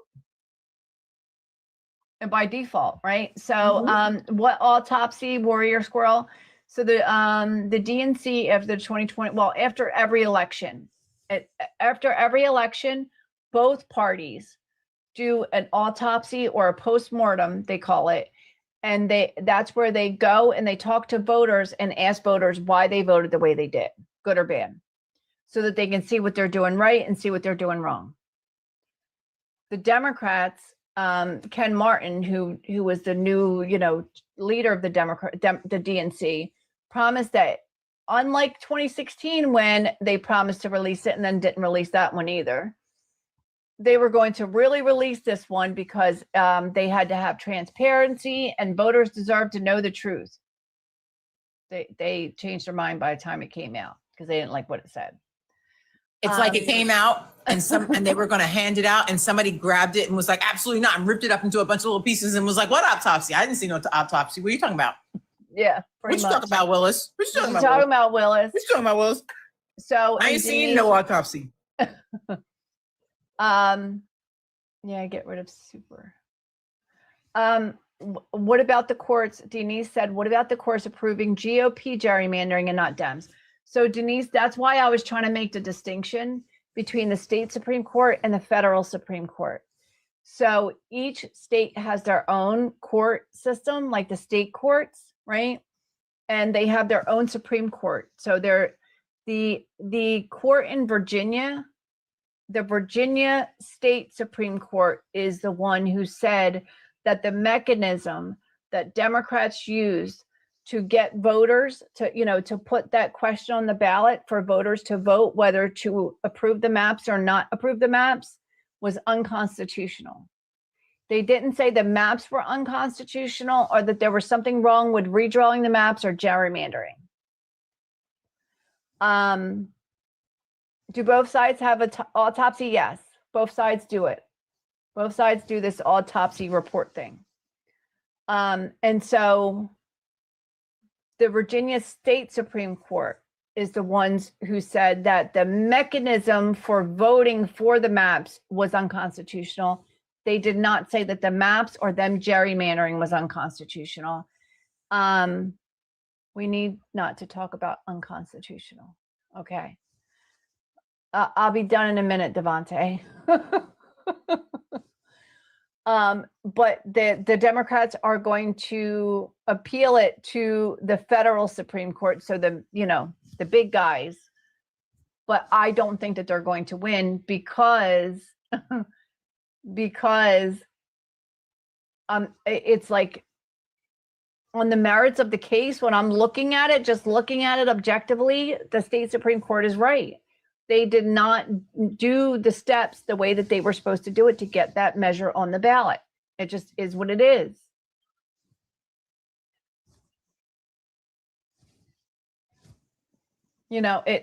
So, but like I said, we don't need it. For one, when I looked at the margins in those districts, because those districts wasn't like they were gerrymandered by Republicans, right, or Democrats. They were written, the maps were drawn by a nonpartisan commission.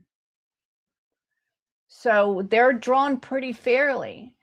And when I look at them, they are Republican districts that are between 3 points in Republicans' favor to 10 points in Republicans' favor in previous elections. But when you look at the governor's election, this past governor's election, the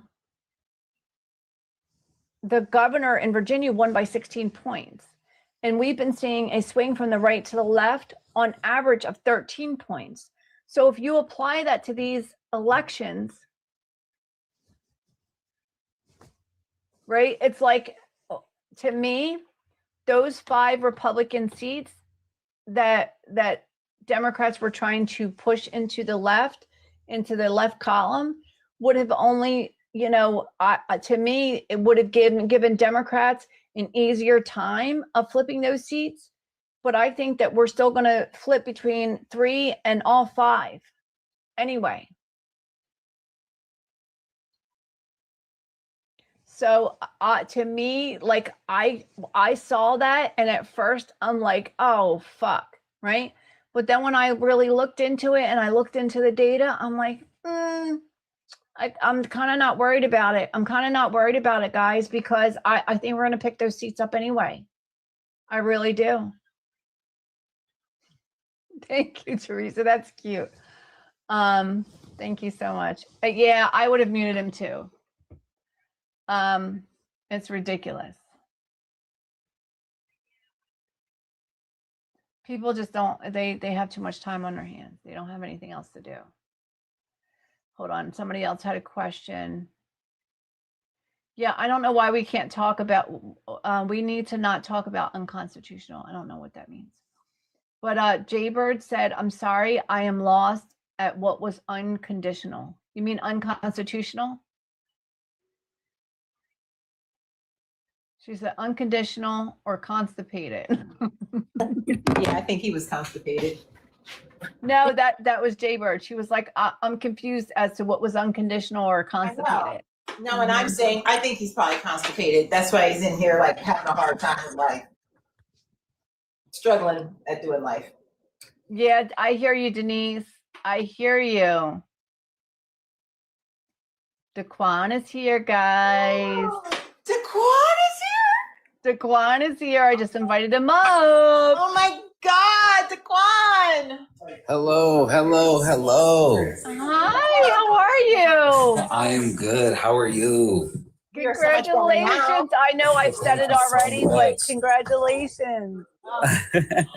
I appreciate you guys. I have something I would like to share with you guys to show you what I have been doing with my time since Turn your I camera won. on then.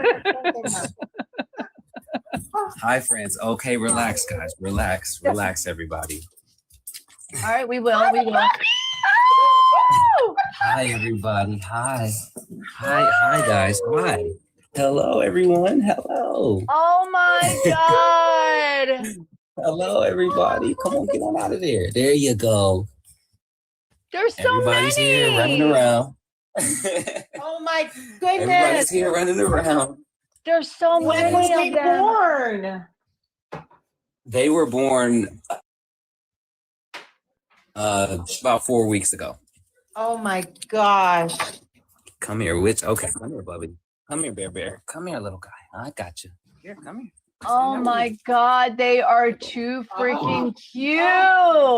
You should make that your campaign poster. You'll win by a landslide. You and all the puppies. I'm like, this is my buddy. Yes, they're my besties. Okay, here you go. Come on, buddy. There you go. I got them there, just sitting down in here. They're super active because I just got home.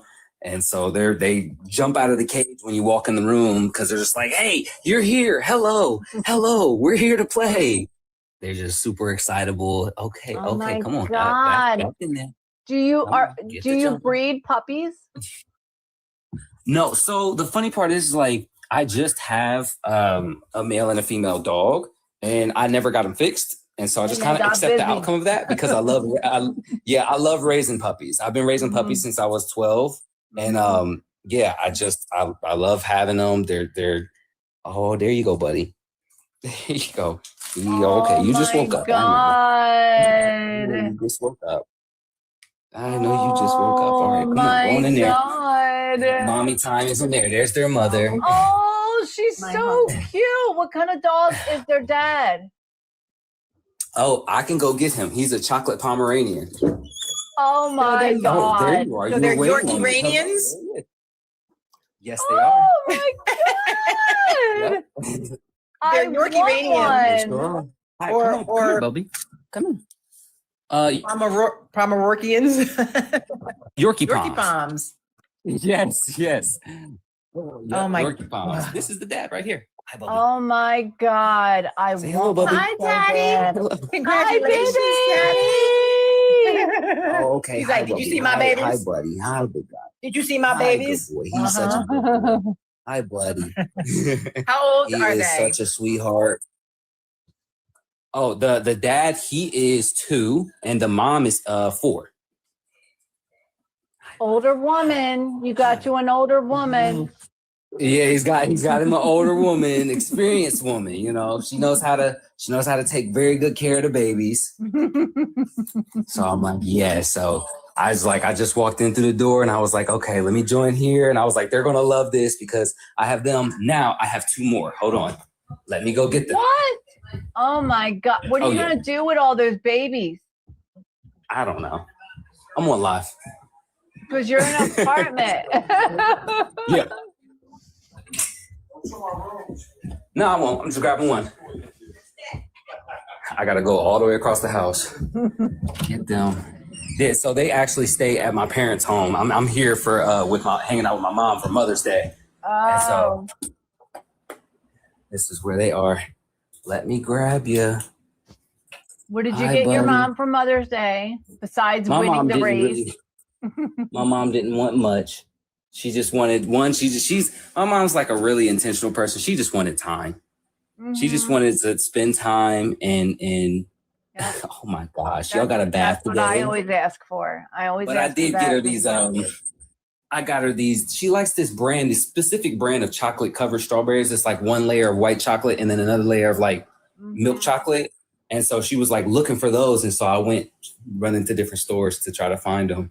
Be like, okay, where can I get these? You're such a good son. That's Thank amazing. you. So I got her some of those, and now I'm coming back home. Okay, come here. Hello. Look at you with your bath fur. You look a mess. Look at her looking crazy with her bath Oh my fur. God. How many puppies did they have? So this is a different litter. So Oh my God. How many litters do you have in that home? I have 2 litters. These are my chocolate palm puppies. Hi, baby. Hi, baby girl. Hi, sweetie. Hi. Hello. It's not time to eat. It's not time to eat yet. It's not time to eat. She is a mess. This one is a mess. I love her to death though. This is baby girl. Hi, baby. Hi. Hello. Yes. So the chocolate palm puppies, they were born 1 week after my Yorkie palm puppies. Wow. Yes, they were born 1 week after. And so these are full chocolate palm puppies and the other ones are Yorkie palms. So these have a different mother. Their mother is downstairs. That's Coco. She's a full chocolate palm as well. So how are you going to find them homes? Like, do you are you going to like vet people and like, Yes. I mean, Yes. I can tell that you really care about them and you're not just going to let them go to anyone. Yes. And that's why it's like when it comes to like being a breeder, it's like, no, like for me, I love raising the puppies. Like I love watching them grow. I love taking care of them and you know, I really get invested with them. So I really, really love them. So I'm like, if they're going to go somewhere, I want to make sure they're okay. So anytime they go to a home, I ask the parents like for update pictures. And I'm just like, hey, like it's been a couple months. How are they doing? And they'll send me pictures of them having like OSU jerseys on and stuff like that. And so it's always super like heartwarming when, cause like, I'm like, my thing is like, I don't care about like, they're like, oh, you need this amount of money. No, if you can take care of this puppy and you're going to love it and you're going to give it the attention that it needs and you're going to be there for it, then yeah, that's when I consider like, yes, you'll go to that home. I love that. This is what you have to bottle feed some of them. So when you pick her up, that's why she was doing all the kissing because she's like, it's feeding time. She's like, you pick her up. That's why she's fussing. You hear that? Hi, mama. Hi. Come on. And this is her brother. Hi, buddy. Hi. How are you? How are you, big guy? Yep, this is her brother. He's just hanging out. Hi, buddy. Okay, girlie, I'll be back up to feed you. There we go. Okay. Yep, I just wanted to show you guys that. I thought you guys might like that. Oh yeah, that was a real treat. So tell us about election night. When did you know that you had won? They called my election early. So, yeah, they did. Yeah, but I saw it before they called it. I'm like, yo, he won. Yeah, it was really wild because I was getting updates throughout the whole night about like the process and where it was at. So I think I was up 400 and something votes when there was 22% of the vote counted.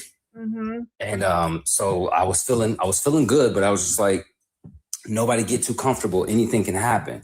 And I'm like, there's thousands of people that turn out to these things. So, you know, you guys getting, hey, it's cool to feel happy that, you know, people have turned out and we're ahead, but hey, let's just stay focused. And the lead just continued to increase.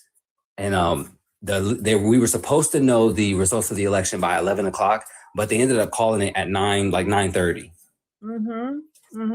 Because the lead was, you know, the lead was so substantial. Yeah, it was like, okay, yeah, he's up by 2,000. Were you with your parents? I actually didn't even make it home in time to watch the results. I was driving from Dayton. Cause I stayed at the polls. I stayed at the polls I was at the polls at 6:30 and then I didn't leave until 7:30. And so my parents stay about an hour away from me. So I immediately left there. I had to change out of all of my clothes because I was soaking wet. Like my shoes was sloshing with water because I'd been out there the whole day. And so I went home, changed, showered, got some new clothes and left like as soon as I could. I'm on the road getting updates. And by the time I made it back to my parents' place, I'm walking in through the door. My mom turns around and she's crying. And she's like, "You won, Daquan." Oh. And I'm like, "What?" Wait, what? She was like, she's on the phone with my sister. She said, "No, like Destiny, tell him you won." And she was like, "Yes, Daquan, you won. They called it early." I was like, "No way they called it early." And yeah, it was crazy. It never went below when it was 49% of the vote had been counted, and I was up 62% to like 38%. It was and, insane. It just continued to go up. So Yeah, I actually called it. I think when it was 32%. I think 32% was in. I said, "Guys, you won." Yeah. Because I'd watched enough results come in, and you were getting the votes 2-1. Once there was 32% at that rate, like dude would have had to get every single other vote that came in order to catch just to catch you and get a little bit ahead. So I'm like, he won. And that's why I said, "Yo," and I sent you the screenshot. I'm like, "Yo, congratulations." And I could not get back to anybody because like I literally had to put my phone down because as soon as like I'm driving home and my phone won't stop ringing. And I'm like, I know a lot of people are trying to let me know what's going on. They're trying to reach out. They're trying to say, "How do you feel?" All of this stuff. And I'm like, that's good. But I'm like, I really just kind of want to focus right now. I don't really want to think about all this other stuff. And when like, as soon as it was called, my phone did not stop ringing for the rest of the night, like all the way through to the next day. I had 150 text messages just on my phone. Then I had like 200 text messages on Facebook, then another like 150 on Instagram, then more on TikTok. And I was like, oh my God, it's going to take me forever to get back to everybody, but I'm going to get back to everybody. And then that didn't include after I made the post sharing that I won, because I woke up randomly at 5 a.m, was like, I need to share with everybody that I won. And I just posted it, put it out there. And then there was like hundreds of comments on each platform that I shared it on. So I was like, now I got to get back to everybody on there. And so it was literally like, I had to put my phone down and I just hung out with my puppies for like the rest of the day, because I was just like, I can't think about it right now, but I'm happy. But I was just like, this is what I need right now. And you guys are fussing.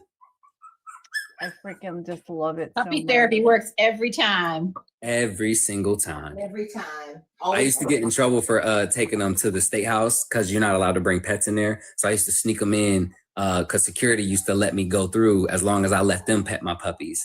And so I would put them in a bag and I would bring them in, and then they'd be like, "What do you got today?" I'd be like, "You know what I got today." And I'll pull one out and they'd be like, "Oh my God," I'll pet them. And they would let me take them upstairs. And the Ohio Democratic Party found out that I was doing it. And they were like, "If we see them in here doing it again, you need to let us know." Didn't nobody tell them nothing. I used to bring them down and take them from office to office. They would be like, "This is exactly what we needed today." I'm like, "Yeah, we good." No, but I love that you not only won, but you blew it out of the park. I mean, you really did knock it out of the park. Yeah. I mean, it was, I mean, two-thirds of the vote. Like, that's insane for your first Yes. election. Yeah. But I was also not surprised. Nope, we knew. No, I was also not surprised, not one little bit. And I'm just so excited, so happy for you. And I'm glad you're taking some downtime before you get into your general election in earnest and stuff. And yeah, we want to have you back in like a couple weeks, maybe after you get your footing and you figure out what your plans are and how you're going to attack this general election against your Republican opponent. Remind me what your district, which way does it lean? My district technically leans a little bit more pink. Hush, hush. Okay. Is it a Yes, plus it is +3, a little. +5, a +10? The last time I checked, I think it's like a plus. I think it's +5. Well, oh, Either +5 or +7, something like you that. got it. You're Yeah, fine. so You got it. Yeah. yeah, I'm like, people look at it and they were like, oh, your district's red. My district's not red. Like, stop playing around. Like, there's a huge swath of non-party voters, you know, people who are they're ready to vote, but they just don't have candidates that make them feel excited. And I'm like, I was telling some people today, I'm like, let this be a testament of what you can do when you get voters excited to come out. I was like, I said, that is a loud megaphone of what happens when you energize an entire base of voters. Like, this is I'm in the community of my opponent, and they're like, no, I'm here to vote for you. You know, when I was at that polling location and I stayed there the whole day, that's what they were telling me. Like, he was former mayor of that city that I was working in. And they were like, no, we're here to vote for you. You know what I mean? Like, so this is the power of what it is. Yeah. That is insane. Yeah. So name recognition didn't help him. None of that. The fact that he was mayor, you know, didn't help him. It probably even hurt him a little bit. It did. Yeah. It actually hurt him because people were like, he was the mayor here. And we don't like the fact that we haven't seen him throughout this campaign process. We haven't seen him for his time as mayor. Like, we don't know you, but you've been mayor here for 8 years. Wow. You know, you've been mayor here for 8 years and we don't know. One guy came up to me when I was working the polls and he was like, I've lived in this area for 15 years and I haven't seen him one time. Wow. And this is a guy who's coming there to vote and he didn't know me either. And so I introduced myself to him. He was like, oh, and he's your opponent. He said, well, you got my vote. And he walked in there and it was like, that's crazy that this actually started hurting you because people were seeing the lack of effort you were putting in on trying to be visible out here. It was wild. People don't want to feel like you're taking their vote and vis-a-vis them for granted. Yes. Yeah. That's so true, Steve. Yeah. That's so true. Yeah. It was.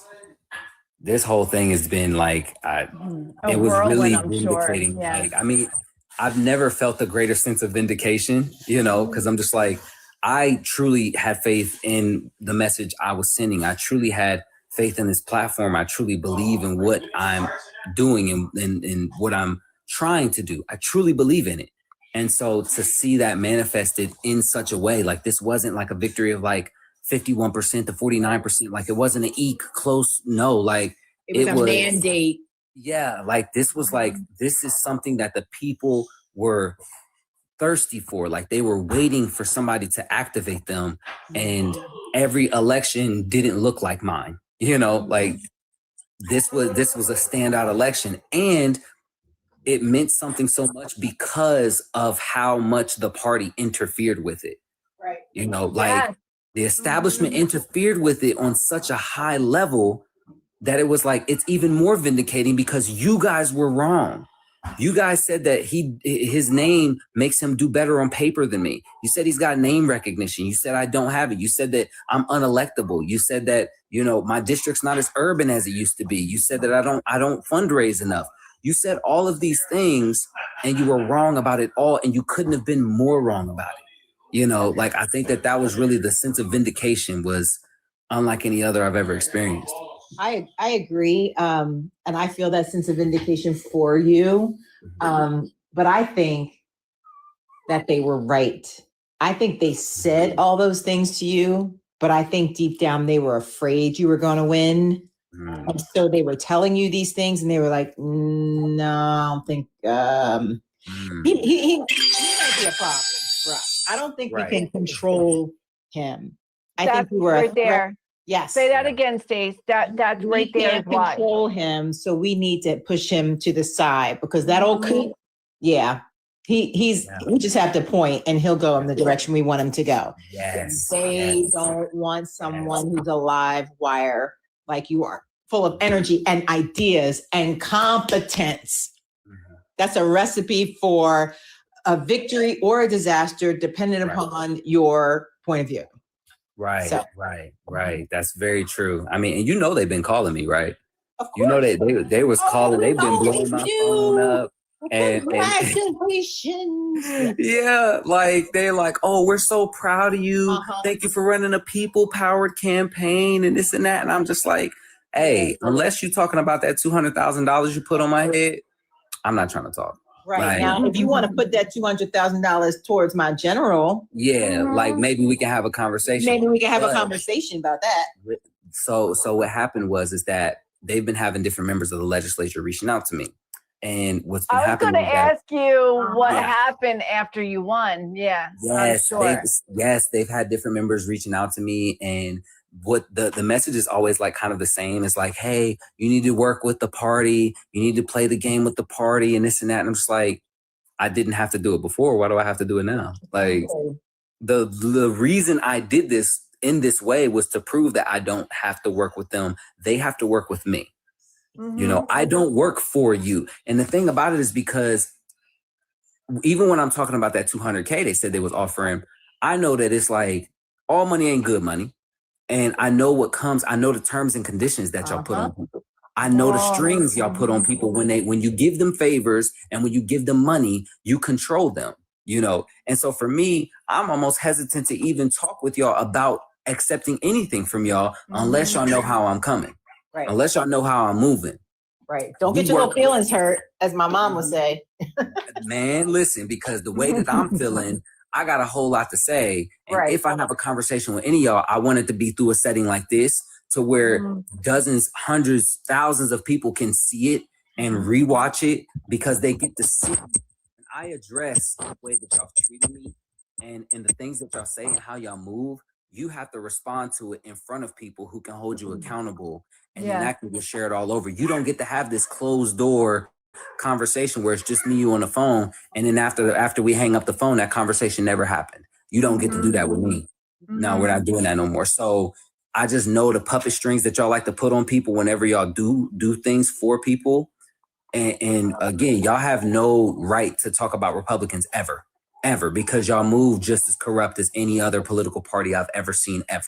So yeah, I was going to ask you, the phone calls that they are making to you, is it like now it's time for you to like listen to us, like you are representing the party now, and so you got to like kind of get with the party line? Is that the kind of conversations you're having? Yeah, some of them are leaning more that direction. Some of the others are kind of more leaning like, how willing are you to work with the party? You know, so it's almost like they're kind of trying to test the waters a little bit to see what they're like, how willing they're, you know, I am to work with them or what they can get away with. So I think they're kind of testing the waters with me a little bit there. But then they also are kind of seeing, like, trying to send out reminders like, hey, you know, you can't get through this general election without the party behind you. And so it's like you have two different sides of this experience where it's like one side is like almost like good cop, bad cop, you know, like one side is being more aggressive in their approach of saying like, hey, you can't do this without us. Just know that you're going to need our money and our support and our backing and our blessing. You're going to need it. And then the other side is like, hey, are you willing to work alongside us? Are you considering being our friend and coming down and hearing what we have to say? So it's like, it's been a lot of that. Yeah. So it's carrot and stick. Like some of them are extending a carrot. The other one are saying, hey, you know, the way it works now that you're the nominee, you got to, you know, walk lockstep, you know, in lockstep with the party. If you want our help, right? Like that kind of thing.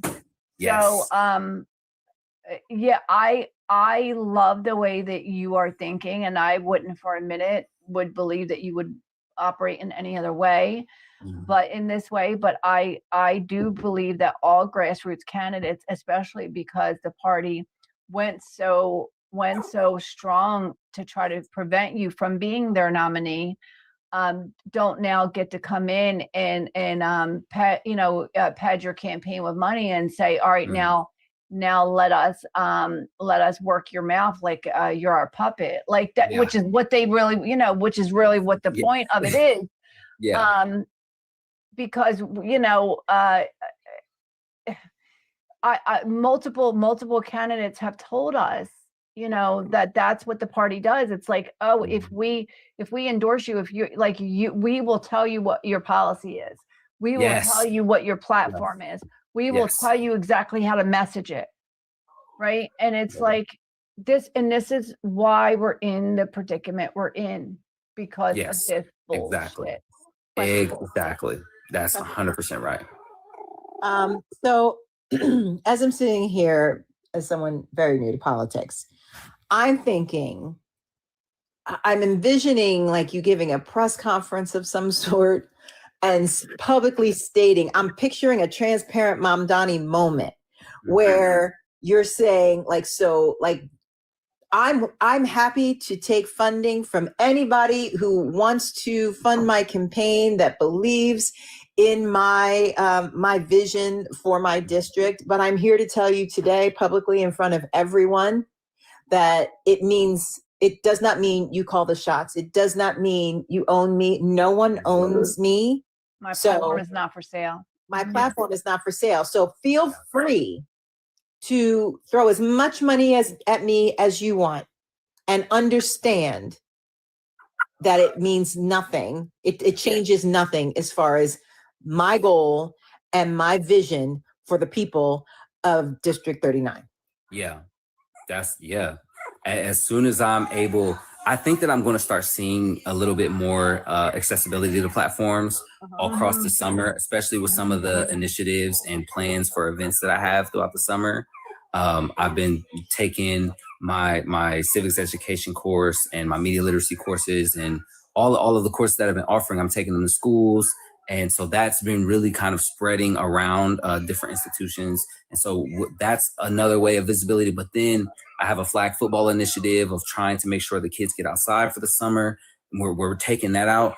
And these are different ways of like using that megaphone. And I think that because of things like that, I will have an opportunity to have like a press conference sort of, event where I do get to address things like this. And that was exactly how I was envisioning addressing some of these issues, because I'm like, I need to make sure that people know what has happened and that the people who we consider leaders are responsible.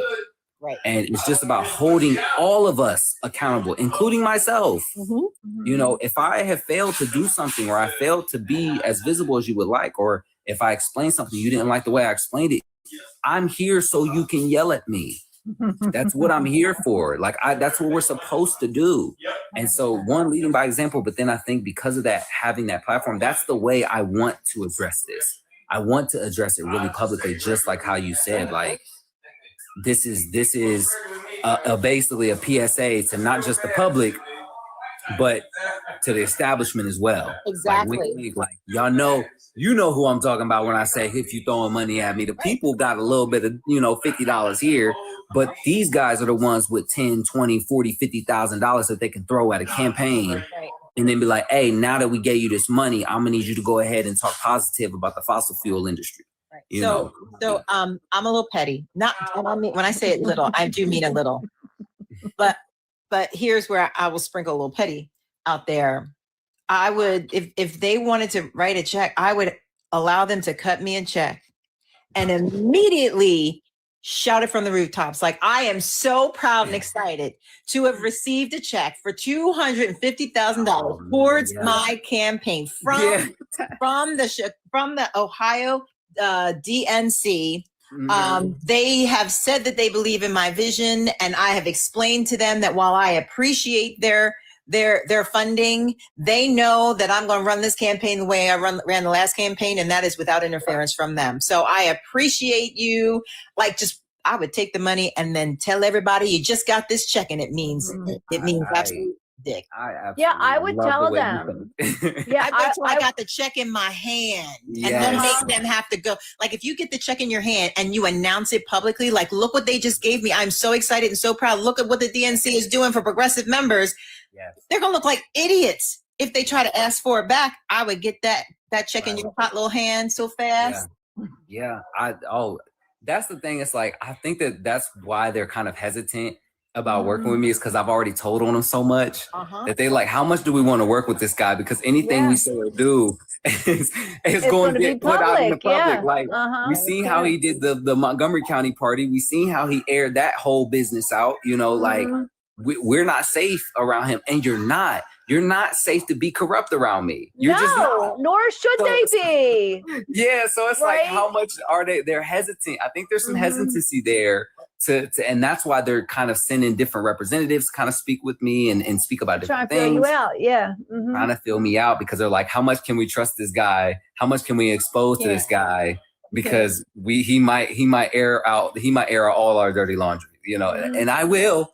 Yeah, well, you know what, too? I will. You know what they did? They, one of our candidates, the DNC, the local DNC, had a conversation with him, like a vetting type conversation, asked him about like everything, a bunch of personal stuff.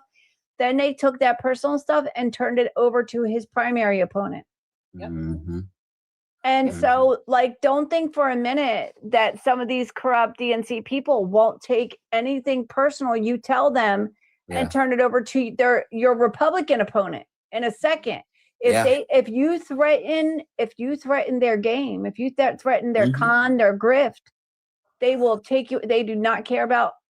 Some of them do not care about winning. They don't. That's why you do everything in public, and you get the public on your side. That's why Mom Donnie is so genius. Yes. He says everything from a podium, and he's like, so I went to Kathy Hochul, and I was like, so here's the deal. Either I got to raise property taxes, or you're going to help me with taxing the rich. So you let me know what you want to do.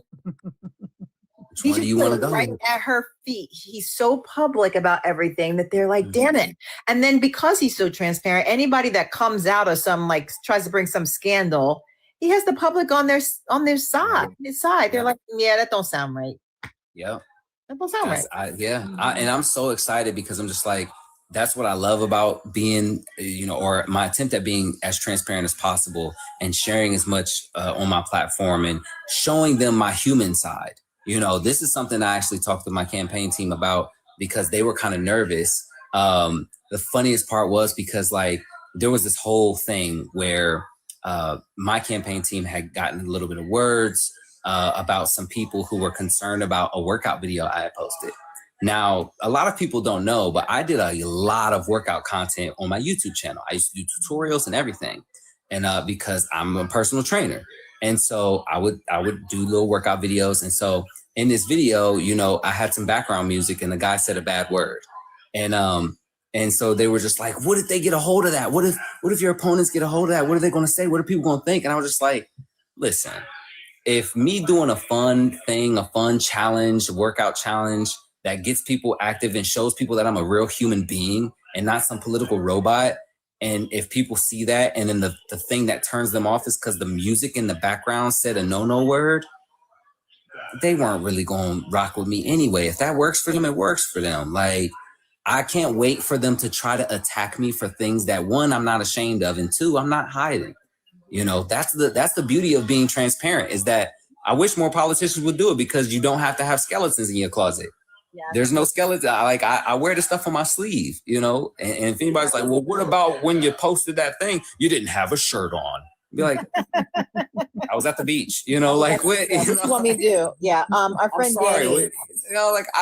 Like this type of stuff is like, you can't faze me about stuff that I'm not ashamed of, and I'm not, afraid to be honest with people about. Like, people can ask me anything, and I will share that with you, because I'm a real human being with a real story and a real past and real issues. And real experiences. It's really not difficult. I promise it's not. If you could, our friend Danny always talks about getting out in front of any of your skeletons so that they don't pop up on you. And I'm sure you don't have any. But my point is, if there's something that you think might come up, you may be thinking, well, I can address that. If there's a way you can weave it into a message out front, then it can't fall out, right? So she used to role play with us and say, like, give me an opposition, like a reason why somebody in the chat feels like they can't win, they can't run because they have something in their past. And she would say, throw out something. So people just start writing all kinds of things. Like I had a drug addiction, or I had why, or I was a young mom, or whatever. And she said that she would just like say, you know what? There was a time in my life where I was struggling, and I had to, as a young mom, I had to do what I had to do to feed my child. And I'm going, because I came from those, and I came from those experiences, I know what it's like, and I know what it took to dig myself out. And I'm going to work for the people of my district to make sure that they don't ever have to come to that pass. Because when you put it out in front, like, you don't have to tell what you don't have to tell. But if there's something that you could, you know, and you'll have some people helping you with it, but I would just not let anyone discover, like the whole Graham Plattner thing. It's like, he could have gotten out in front of that, right? Did he think that people weren't going to see his tattoos, right? Like, did they think they weren't going to find out that he just got it covered up? He waited, right? Yeah. He waited to do it, and then it became a whole thing. It seems like he's moved past it now, but so I just wanted to throw that out there. Can y'all see this? Oh my God. Mama's tired. Mama's tired. Oh, Daquan, you were in Danny's live the other day? I just had to show you guys that. I popped in really quickly. I was literally ripping and running. I took that half a day to just kind of rest. And then I got sent the live, and I was like, I've been meaning to catch Danny's live. And so I popped in just to say hi and hang out for just a short little bit before I made it to my next destination. But I was glad to at least be able to show up and say hello to them and, you know, be like, hey, I made it, you know. Yeah. I'm sure she was very excited to have you there, and very excited for your campaign. You are our people. Yes. And to your point, I do have some things that are like, I have things that I know my opposition believes are skeletons in my closet, right? But they're not. Right. And so I think that for me, it's like my strategy, instead of getting ahead of them, it's allowing them to think they have that own, letting them run with it, and then letting them try to use it against me just for it to be like, oh yeah, what do you want to talk about that? You know, like it's going to be one of those things where it's like, it's not controversial just because you think it should be. You know, like these are things that if you know me well enough, or people who have been involved in my life or have watched my journey this far, you know, you can't talk about how I'm a 2-time college dropout and try to hold that against me. Right. Because you found out like, oh yeah, he's a college dropout. He dropped out of school. And it's like, you can't use that as an own, because if you knew me, you would know that I talk about that as part of my story. It's not a skeleton in my closet, you know? So for anything like that, it's like, I can't wait to see what they believe will be a skeleton in my closet and how they're going to try to run with it, and how they're, you know, like what that will look like. Because I'm just like, there's not really anything that you can really go for, but I'm curious to see what you think it may work. No, I 100% agree with that. I guess I believe in both approaches, because you don't want to look like, because from a politician way of course, right? You don't want to look like you're always having to respond. Even if you're like dismissing it, you don't want to. It's like, why do they keep finding out these things? And you absolutely could be like, well, because it ain't a thing. And they're like, well, somebody thought it was a thing. And now they are, they're running, they're controlling the narrative. They are putting you on your back foot and making you have to respond. And then saying, look at all these times she's had to respond. Just like people say, Kamala talked about trans stuff all the time. No, Kamala responded to people asking her questions about trans stuff, but it dominated the oxygen in the room. right? So I'm just thinking about yeah. both ways. I love your ability to be like, that's not the flex you think it is, bro.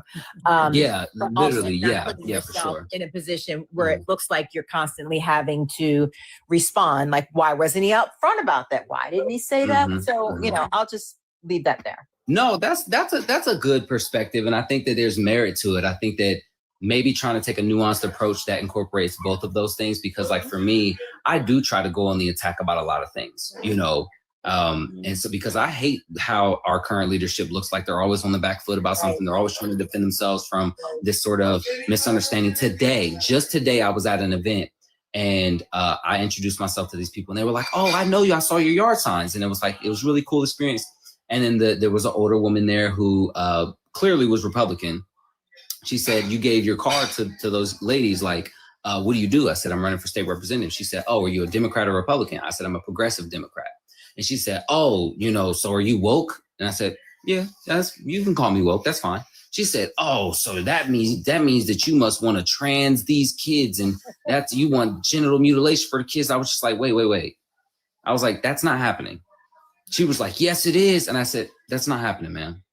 And I was like, I said, "I don't advocate for that and it's not happening." She was like, "That's not what I heard." She was like, "You're telling me that all these Republicans are just lying to us?" I said, "That's exactly what I'm telling you. Like, that's exactly what they're lying to you." Exactly what's happening. That's the reality of it. People need to get Democrats and Republicans need to get with this idea and sit with this idea and accept this reality that we have been indoctrinated and propagandized in so many different ways.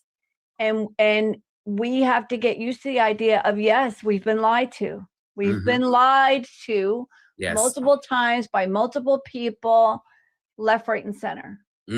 But that, yes, 100%, the Republican Party, their entire platform, since they passed the Voting Rights Act and the Civil Rights Act, has been a planned coup of the democratic system, of the Constitution and everything the American stands for. And their entire platform has been to lie and to obfuscate and to manipulate and all that stuff. So yes. And people just like, "Oh, you think that you're just lying?" Yes. Yep, they're lying. Yes. I love that it was a very specific thing. And she asked you, are you saying all these Republicans are lying? Yes, I'm telling you that's happening. That's what I'm telling you. And so it's an interesting thing to think about, like, in that conversation, am I playing defense or am I playing offense? Right. I think that I'm kind of doing a little bit of both, because not only do I get to defend this accusation from people who consider themselves progressives, but I also get to attack them and just straight up call them liars. Yes. So it's like, I think that that's kind of where I'm at with like trying to tackle this approach, is that, I can walk and chew gum at the same time. I can deflect and attack while also countering, and just like how it would be in any sort of match of any kind, you defend yourself and then you counter, so I think that that's kind of, maybe that's probably the best way to explain my approach with this, is that, just like how I did when I countered the Democratic Party when they did what they did. It's like, when you guys said you had a preferred candidate, I said, again, like you said, that's not the flex that you think it is, because people aren't fans of the establishment like you think they are.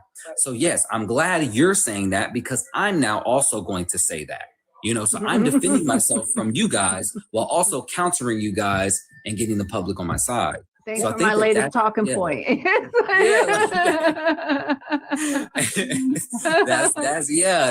That's exactly, I'm telling you, like, this general campaign is really going to, a lot of my primary campaign is going to be mimicked through this general campaign. It's not going to be exactly the same. There's things that we're going to turn up another notch. There's things that I want to take to another level.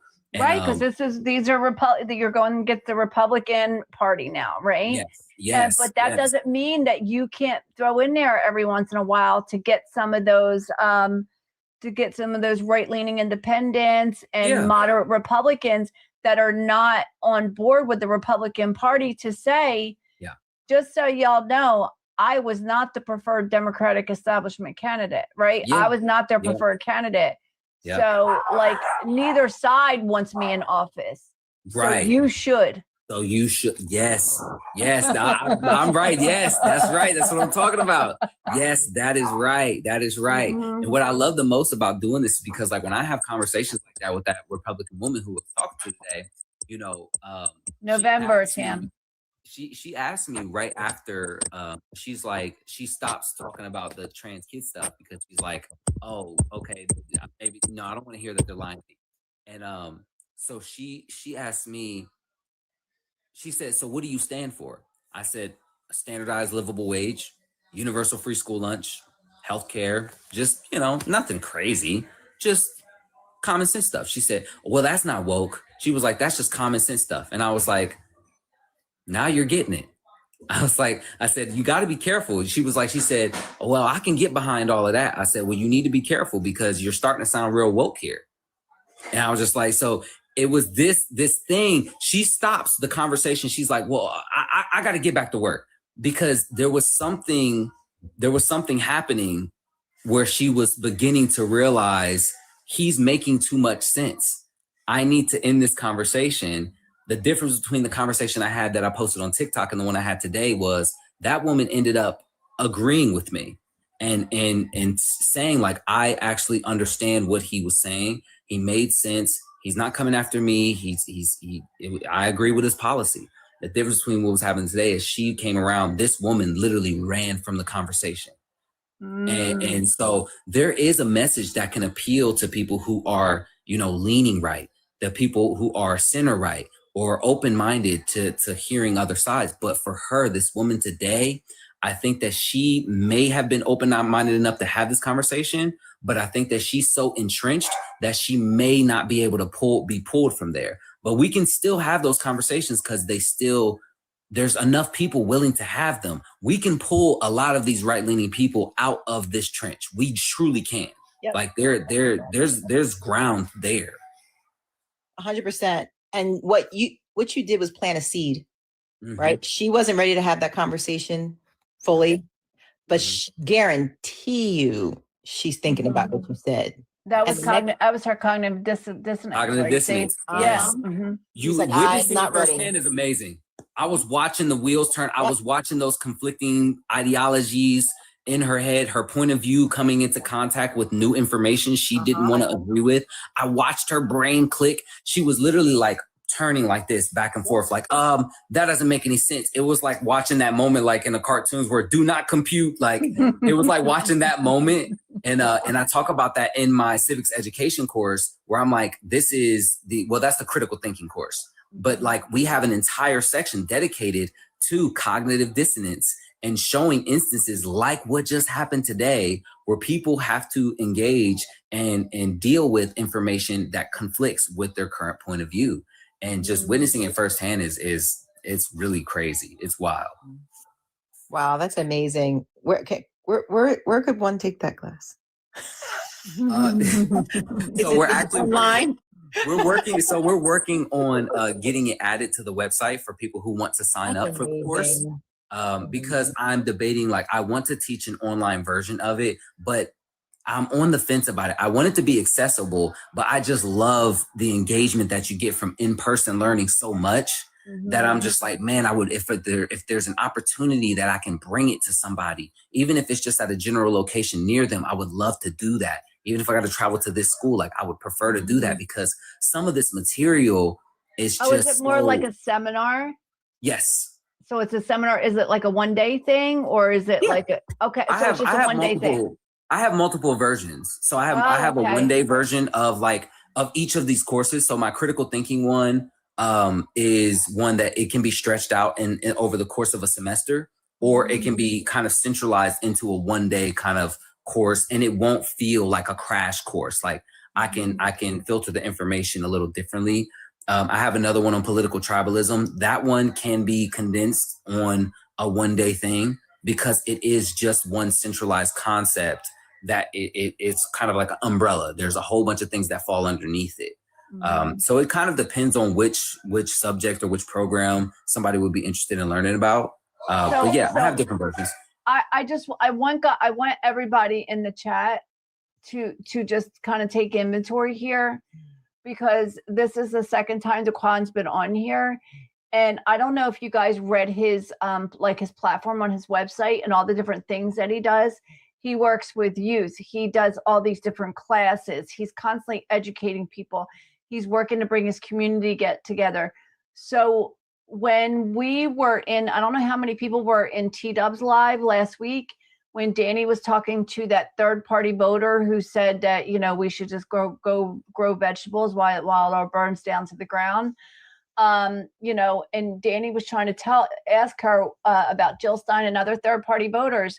What do they do besides run for office as spoilers? What do they do besides that? And this is what Danny was talking about. Yep. Right? Daquan is a consummate public servant. He tries to be of service to his community and to the people in that community at all times. And these are the kinds of people that we need in office. That's what's going to make change. Sorry. 100%. Thank you for that. That's I could have said it better myself. I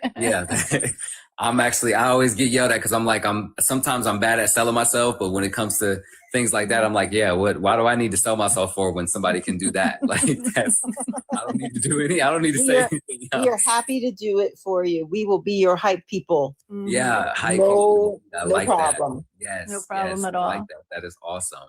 Yeah, I can share any of these information. Of course, like I said, I'm launching multiple new programs. My latest program initiative is Daquan Students of Ohio. I think I may have mentioned that to you guys last time I was on, about meeting monthly with the students and kind of just allowing them an opportunity to learn what it looks like to work with a political campaign. And that's a regional thing. So students, I'll meet with them at the local Dayton library, and they'll just have an opportunity to create their own social media page. And they vet all of that stuff. They actually will be the ones. The first thing that we do on day one at the end of this month when we meet is they get to name the page. So we will workshop the name. Like normally it'll start off as like Daquan Students of Ohio, but it's like you guys workshop the name. Whatever you guys feel like is the best name, the one that makes you guys feel the best, that's the one that we're gonna pick. You guys take the vote. And so like there's just so many different ways that we can engage people. And I think that that's why I'm so excited about this summer and this general election, is because like people came out and made noise this time. We saw the result of that noise. If y'all think we got loud in that primary election, we're about to get so much louder over the summer. Like it's just going to be so much fun being able to get out here and do these things that I have planned. And man, I just couldn't be more excited. I really couldn't. Daquan's gonna mess around, turn around, and look in the back of his class and be like, "What? Why did those two back there look kind of like oddly familiar?" Or we're gonna ask a question like, "That voice, I feel like I've heard that voice somewhere before." Your voice back there, yeah. Yep, it's us. It's okay. Yes. It'll be me and Stacy. Yes, It'll be me and Stacy. Yep. Yes, Actually, yes. we are total nerds, so we would be in the front row with our In the victory notebooks and our zone. pens and our In the fucking victory Trapper zone. Keeper That's right. shit. Yeah, Yes, yeah, yes. we are very I loved school, absolutely loved it. I would have just stayed in school if I could. If I didn't have kids and people to take care of, I would have just stayed in school all the time. I just absolutely loved it. I love to learn. Yeah. Here's Mama. What's up, puppy? Hi. This is Mama. Hi, Stinky Mama. Hi, Big knee. Mama. He came Are up you here. Are you so tired? You work She's so rough. hard. She has just had enough for today. You want to lay down? Okay, I'm Bubba. so tired. Them Okay. kids are got me running ragged. Right. Yeah, she is like, I'm so He's like, overall with it. Yes. FTP. I almost forgot. For any of you guys who are interested in the program, I have one of my seminars for the critical thinking, at least a portion of the critical thinking. I shared when I actually gave the seminar this was at Central State University, and I gave it to the faculty there. And so I went through, I think, a third of the entirety of the course and kind of presented this information to them. I uploaded that video in portions, in sections, covering what sections we were talking about. It's on my TikTok. So if you go to my TikTok, you just kind of slide back a little bit. It's one of my older posts. It's not newer, but I do have it on my page. If you want to get an idea of what those seminars look like, of what those classes look like, I think I even included some of the questions that were asked to me after onto the page as well. So that would be a good way for you guys to kind of conceptualize what these Hey, courses Callie. look like. So, and these are Uh, curriculum that you built yourself. Yes. Wow. Yeah, I designed them, and I'm trying to alongside, because I wrote that children's book I showed you guys about, and I think that I want to kind of take all of this information that I've learned over my academic and political career, and I want to make it digestible for so many audiences. So creating different versions of these courses, along with creating, entire courses themselves, I think was just really something I felt was obligatory where I was at in my position in life. I'm like, if I have this information and I take education as a passion, like this is what I'm supposed to do with it. I'm also excited because actually, as soon as I get off here, I'm posting my video that I did. Remember, I told you guys about the example I was going to do for the Voting Rights Act with the glasses of like milk or whatever, and then you put. Yes, I did. I ended up making that video, and I'm posting it tonight to share it with people. So as a sort of explainer of what to expect to see, when it comes to the dilution of Black population votes after the Voting Rights Act Section 2 was gutted. So, I mean, this is the work that I love doing. So you guys will get a lot of that on my page if you're familiar with it. Love it. Absolutely. Hi, Callie. I saw you come in. If you want to come up and say hi to Daquan, please feel free to request, darling. Daquan is blessing us with his presence and his puppy's presence. Yes, they're all here. She's exhausted and laying down. Hi, mama. I know you're so sleepy. I know. I'm not gonna mess with you. Mama. And then the rest of them are down in there. Look. Callie, if you just joined here, I'll give you a good look at this one. She is tucking out. So I can't. These damn kids. Isn't that a puppy? I think that's a puppy. Yes. Oh, Yes, is that a that's one of puppy? the pups. Oh, okay. Yes, that's one of the pups right there. Okay, That's honey. one of the 4-week-olds. Yeah, that's one of the 4-week-olds. They're in there napping right now. They were fussing, so we had to. Yeah, they're Take care quiet of them. now. Yeah, they were. Yeah, they're.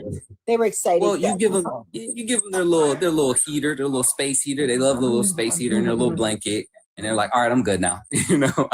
I'm content. This is all I needed." That's awesome. Yeah, the little belly. Yeah. Hi, buddy. All right, guys. Well, it's almost midnight. Let's let Daquan get back to his puppies and visit him with his parents and his mom. Yes. You guys got plans tomorrow? I'm going to. I put my mom on mandatory house rest. Not necessarily house arrest, but house rest. She's been working her butt off. Woman, yeah. That woman has been. I mean, just you want to talk about somebody who's been beyond integral to this. I would not have been able to do this without that woman. Like she just, her passion, her level of passion and fire and just willingness to just give it her all was only matched by mine, so when it came to the end of the night, it was so funny. Like after we got the results, neither one of us was like, yeah. Like there was none of that. It was literally me and my mom. We sat down on the couch and we were like, cool. Yeah, because your body you probably were running on adrenaline for weeks, for right? 72 And so hours, your for body 72 just hours, kind of shut down. Yeah. Yes, like the adrenaline was building over the last couple weeks, but for those last 72 hours, when I tell you in my caption, I put, I am running on vitamin C, Tylenol, and adrenaline. I could not, that was the literal 100% truth. I didn't feel anything. I felt my body just kind of wanting shut down, but it was like I just had a new source of energy, and it was constantly getting a restored second wind.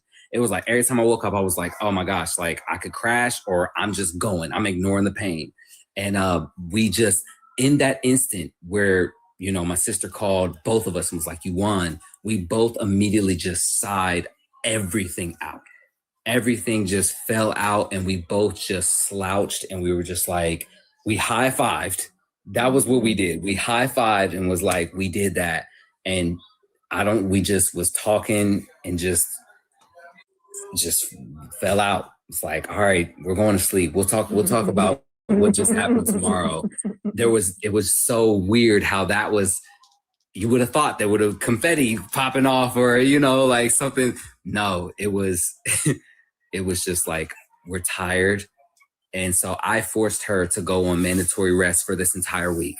I was like, the rest of this week, I said, you can call me to check on me. I said, but you better not be doing any work whatsoever. I don't want to see none of it. And funnily enough, I come home and I'll show you guys this last thing. This is what she makes for me. If you guys can see that. That is so cool. Guys, it's a screenshot. It's the screenshot Yes. of him winning, like It's them a calling screenshot. him Yes, great. it's a screenshot of The my little election check mark. results. Yeah, the little check mark that means that he won. Yeah, They called his election. yeah. It's pretty much the screenshot I sent to him. I'm like, look, like Yes. he didn't already know. Yes. So she was like, I said, when did you do that? She was like, when I had all this time off. And I was just like, all right, that's fair. That's a fair little jab back because I put you on house arrest. So I was like, you ain't do no work, but you did a little something. So yeah, she's doing fantastic. But I was like, she's resting her butt off and well deserved. And yeah, man, this is I love crazy. that. Yeah. I love that. Well, if you are free on Monday night, 8:00 Eastern, we have Lindsay Garcia, who is she's a progressive running in Louisiana 5th District, and Matt Gromlich are going to be on with us. He's in Louisiana 4th District, both progressives, and they are going to be on the interview. We're going to be interviewing Lindsay, but Matt's going to be sitting on the panel too because he is he's a friend of hers. And we're going to be talking to her about our platform, but also about what things the DNC is doing down there to them, and also what the governor is doing down there. So if you want to stop by and hang out with us, either in the chat or on the panel, and get to know them and just talk and talk to other candidates and stuff and see what's going on, we'd love to have you. Okay, absolutely. Yeah. As soon as I tend to always get in super late because I guess I'll just be running. But That's when I do okay, come whenever in, you come in. even if I can't hang out for too long, I still love being able to come by and hang out with you guys. I mean, this, as you guys can see, I enjoy this a lot. This is so much fun. You guys have such a welcoming environment, and I really appreciate you guys. So yeah, I most definitely. Okay, wonderful, Daquan. Thank you so much for joining us tonight. You have a good night with those puppies. Tell your mom Happy Mother's Day from all of us. Tell her congratulations. Great job. All right. Thank you guys so much for having me. It's good being here. You guys take care. Get some rest and drink some water. Please drink some water, y'all. All right, y'all. Take care. Peace. Good night. Bye, hun. Oh, wow. Daquan Neal, everyone. Give it up. Love Daquan. Give it up for Daquan Neal. Representative Daquan Neal.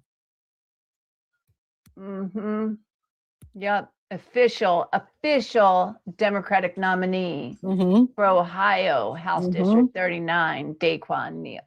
Daquan Neal. Yep. Future representative. We knew him We knew him way back when. Thank you, Callie.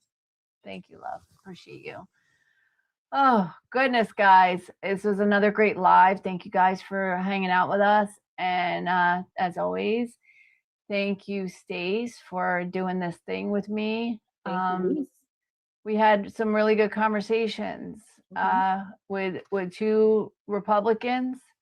Both of them, I think, were especially the second one, right? Was a good. Yeah, the first one was in bad faith. Totally. That guy was, I voted for Democrats my whole life, and Democrats left me because they wouldn't let me be racist anymore. I mean, really, like at this point, like, do we have to play the game where we don't call out what it is when we know what it is? I'm done. I'm done. I'm really done with that, right? Stace, like, I'm so done with not just calling it out. Thank you. Thank you, You're either Kat. racist or you are or good with racists. Neither Yeah. work for me. Yeah, neither one works for me. Exactly. Like, yeah, okay, right. Everybody that voted for Trump may not be a full-fledged racist, but the racism wasn't a deal breaker either. Yep. That frog thing is so freaking cool. The what? The frogs, the little Wow. the frogs. Thank you, Sam. Yeah, the frog conductor thing is just too cool. That's my new favorite thing. I was stuck on the llama for a while. Now I like the frogs. But yeah, appreciate you guys. Thank you for all the gifts. Thank you for the taps. You guys, look at you guys. You got 235,000 without my tapper. Yep. That is absolutely incredible. I can't use mine when on, like, I don't know if it's my tapper, but it just, it swipes me out. I can't type or whatever. Yeah. Mhm. That's why I have to use it on my other, on my iPad. Yeah. On my backup account, right? That's when I use it. There's no way I'd be able to use it on, No. we would be having, it But would this probably is my backup stop the live. account since I got restricted. Yeah. Did you get a bio or was it just No, a 10-minute thing? I don't think so. Yeah. But I didn't try to come back because sometimes it's not good for the live. So. Yeah, no, 100%. I hear you. I'm good with being janksy. That's okay. That's okay. Done my MAGA thing. I was on Brian's live the other night, and I said he didn't know what to talk about, and I said, well, I could do my MAGA thing. I could let you know what my MAGA thing is, and Jen was like, I want to hear it. Why didn't you send me a thing? I was safe. I didn't do it. I was thinking that last night because when I don't want to deal with a lot, I will put Brian's live on because he makes me laugh. Yeah. And he'll start playing music and he does the judge and like all the stuff, and I'll just like laugh. And I was like, and he couldn't get any MAGAs to come up, and I'm like, I should send Stacy on there in her backup account doing her MAGA. Yes. Send me I was like, anytime. it would be so fucking hilarious, and like we could get the crew to come in because he doesn't know yet. Yeah, he doesn't know. So we could get we could get the crew to come in, like to really like ramp it up and like talk shit to you, in the chat. Oh, that would be so great. I'm like, right.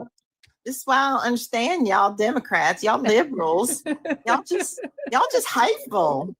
I mean, I'm just over here. I'm just, with Daddy Trump, and Daddy Trump. He just makes my heart happy. And I think that Jesus loves him too. And I don't know why y'all so hateful. Another time. I don't know why y'all so hateful. Why y'all so hateful? I thought y'all was supposed to be the nice ones. Y'all not nice to me. I ain't never met a nice liberal in my life. Well, we managed to do the YouTube thing. Yeah. For the entire night. So awesome. Yeah. Don't say Daddy Trump again. Trump is my daddy. Mm-hmm. They like calling Trump their daddy. Trump is my daddy. Especially the men. You know what? I was listening to Brian early. I don't know if it was yesterday or today. And I was so struck by the fact that there was this man that MAGA guy that Brian was talking to, and Brian would yell at him and tell him to shut up and stop talking because the guy kept trying to talk over top of him. And the guy just listened and waited and then he would wait for Brian, and then he would talk. And then if he did it again, Brian would yell at him again. He would say, shut up, stop talking. I'm talking. You don't talk when I talk. And and the guy stayed there. Stacey had the whole conversation like that, and the guy didn't say anything about it or change his tone or anything. I was like, oh my God, he's enjoying it. Uh-huh. Like it really, yell at me, daddy. Yell at me. Yes. and like, I know I said it before as like a joke that they like to be dominated by another man, but I think some of them actually do. Yeah. Right. I think some of them actually might. Like, I think that the dude didn't even blink. He didn't hesitate. He didn't do anything. He just kept having the conversation like it was normal. I'm sorry. Like he wasn't like Brian wasn't treating him like a dominatrix, right. Right. It was totally bizarre, and it was fucking hilarious. With a ball in his mouth. That's why I kept picturing him. I kept picturing him like on all fours with the leather straps and the ball. And Brian, like, you know, with the whip and stuff. And he's like, and Brian would be like talking, he's, you know, sitting in his chair and he's like, well, you know, to tell you the truth. And I forget what they were talking about, maybe immigration. He was, and the guy would try to cut him up. Don't talk when I'm talking. Shut up now. Shut up now. Don't talk when I'm talking. I told you. And then he would just continue and the guy would just shut up. Like, Not a peep out of him. Sorry. It was, yeah, it was bizarre, but that's Brian gets that shit off. They have humiliation kinks. You know what? I ain't gonna judge either, Gio, because I have, you know, audiobook boyfriends. Some of them may or may not be werewolves and vampires. So, Okay. you know, we all got our thing. Sure. Apparently they like to be yelled at by other men. Right. Right, Okay. Cheryl. Don't knock the domination. Don't knock the domino. Yeah. Okay. Your audiobook boyfriend is a vamp. See, I'm not alone. We completely shocked Titus. We completely shocked him. He's like, what is happening? I made friends with a bunch of kooky women, a bunch of crazy women who got things for vampires and stuff. Yeah, it's just, see, y'all don't know. Y'all don't know. You think women are innocent. And we all have our secrets. And our secrets is that we live in a fantasy world and books. Yeah. We like our spicy books. We certainly do. Oh, you know what we have stopped doing that we need to get back to doing is our funny videos. I know. Because that wheezy woman, her videos take me out. And her wheezy laugh, I mean, I get it when y'all would laugh at my wheezy laugh because it is funny. Yeah, she's good. She's really good. I can't play any clips tonight though. No, it's okay. No. I gotta go to bed. I have to be at work at 1 a.m. How about that? That's in an hour. Yeah. What the fuck? 1 a.m. until what? 3. Well, at least it's not all night. But still, damn. And then I go back tomorrow. I have 2 shows tomorrow, but it's fine. I don't care. It's all right. Fine.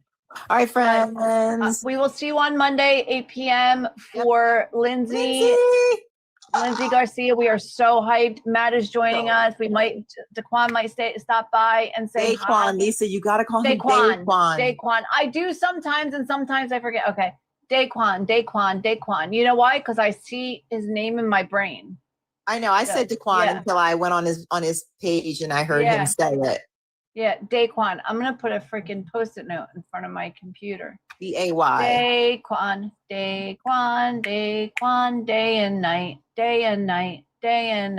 Daquan. Happy Mother's Day to all the mothers in the chat. Love you guys. Love you much. All the things.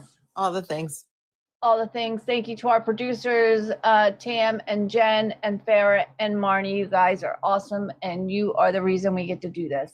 And our mod Titus. And Cheryl. Cheryl is also. And Kim. And Kim's mod. Kim. Yeah, Kim also when she stops by. All right, guys.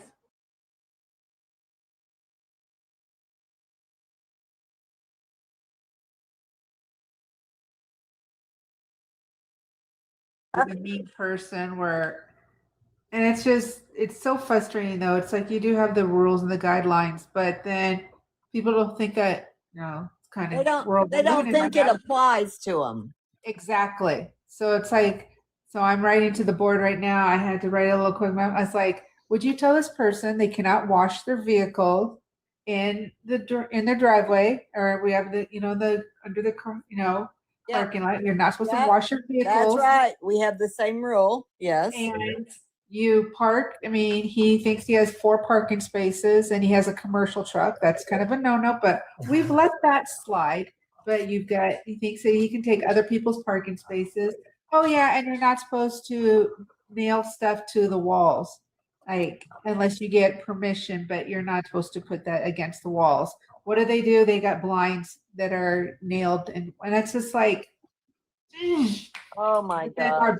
but the board is, our HOA company. They're like, well, no. And it's like, no, this makes a difference. We got to be on. I mean, because it's like rules apply.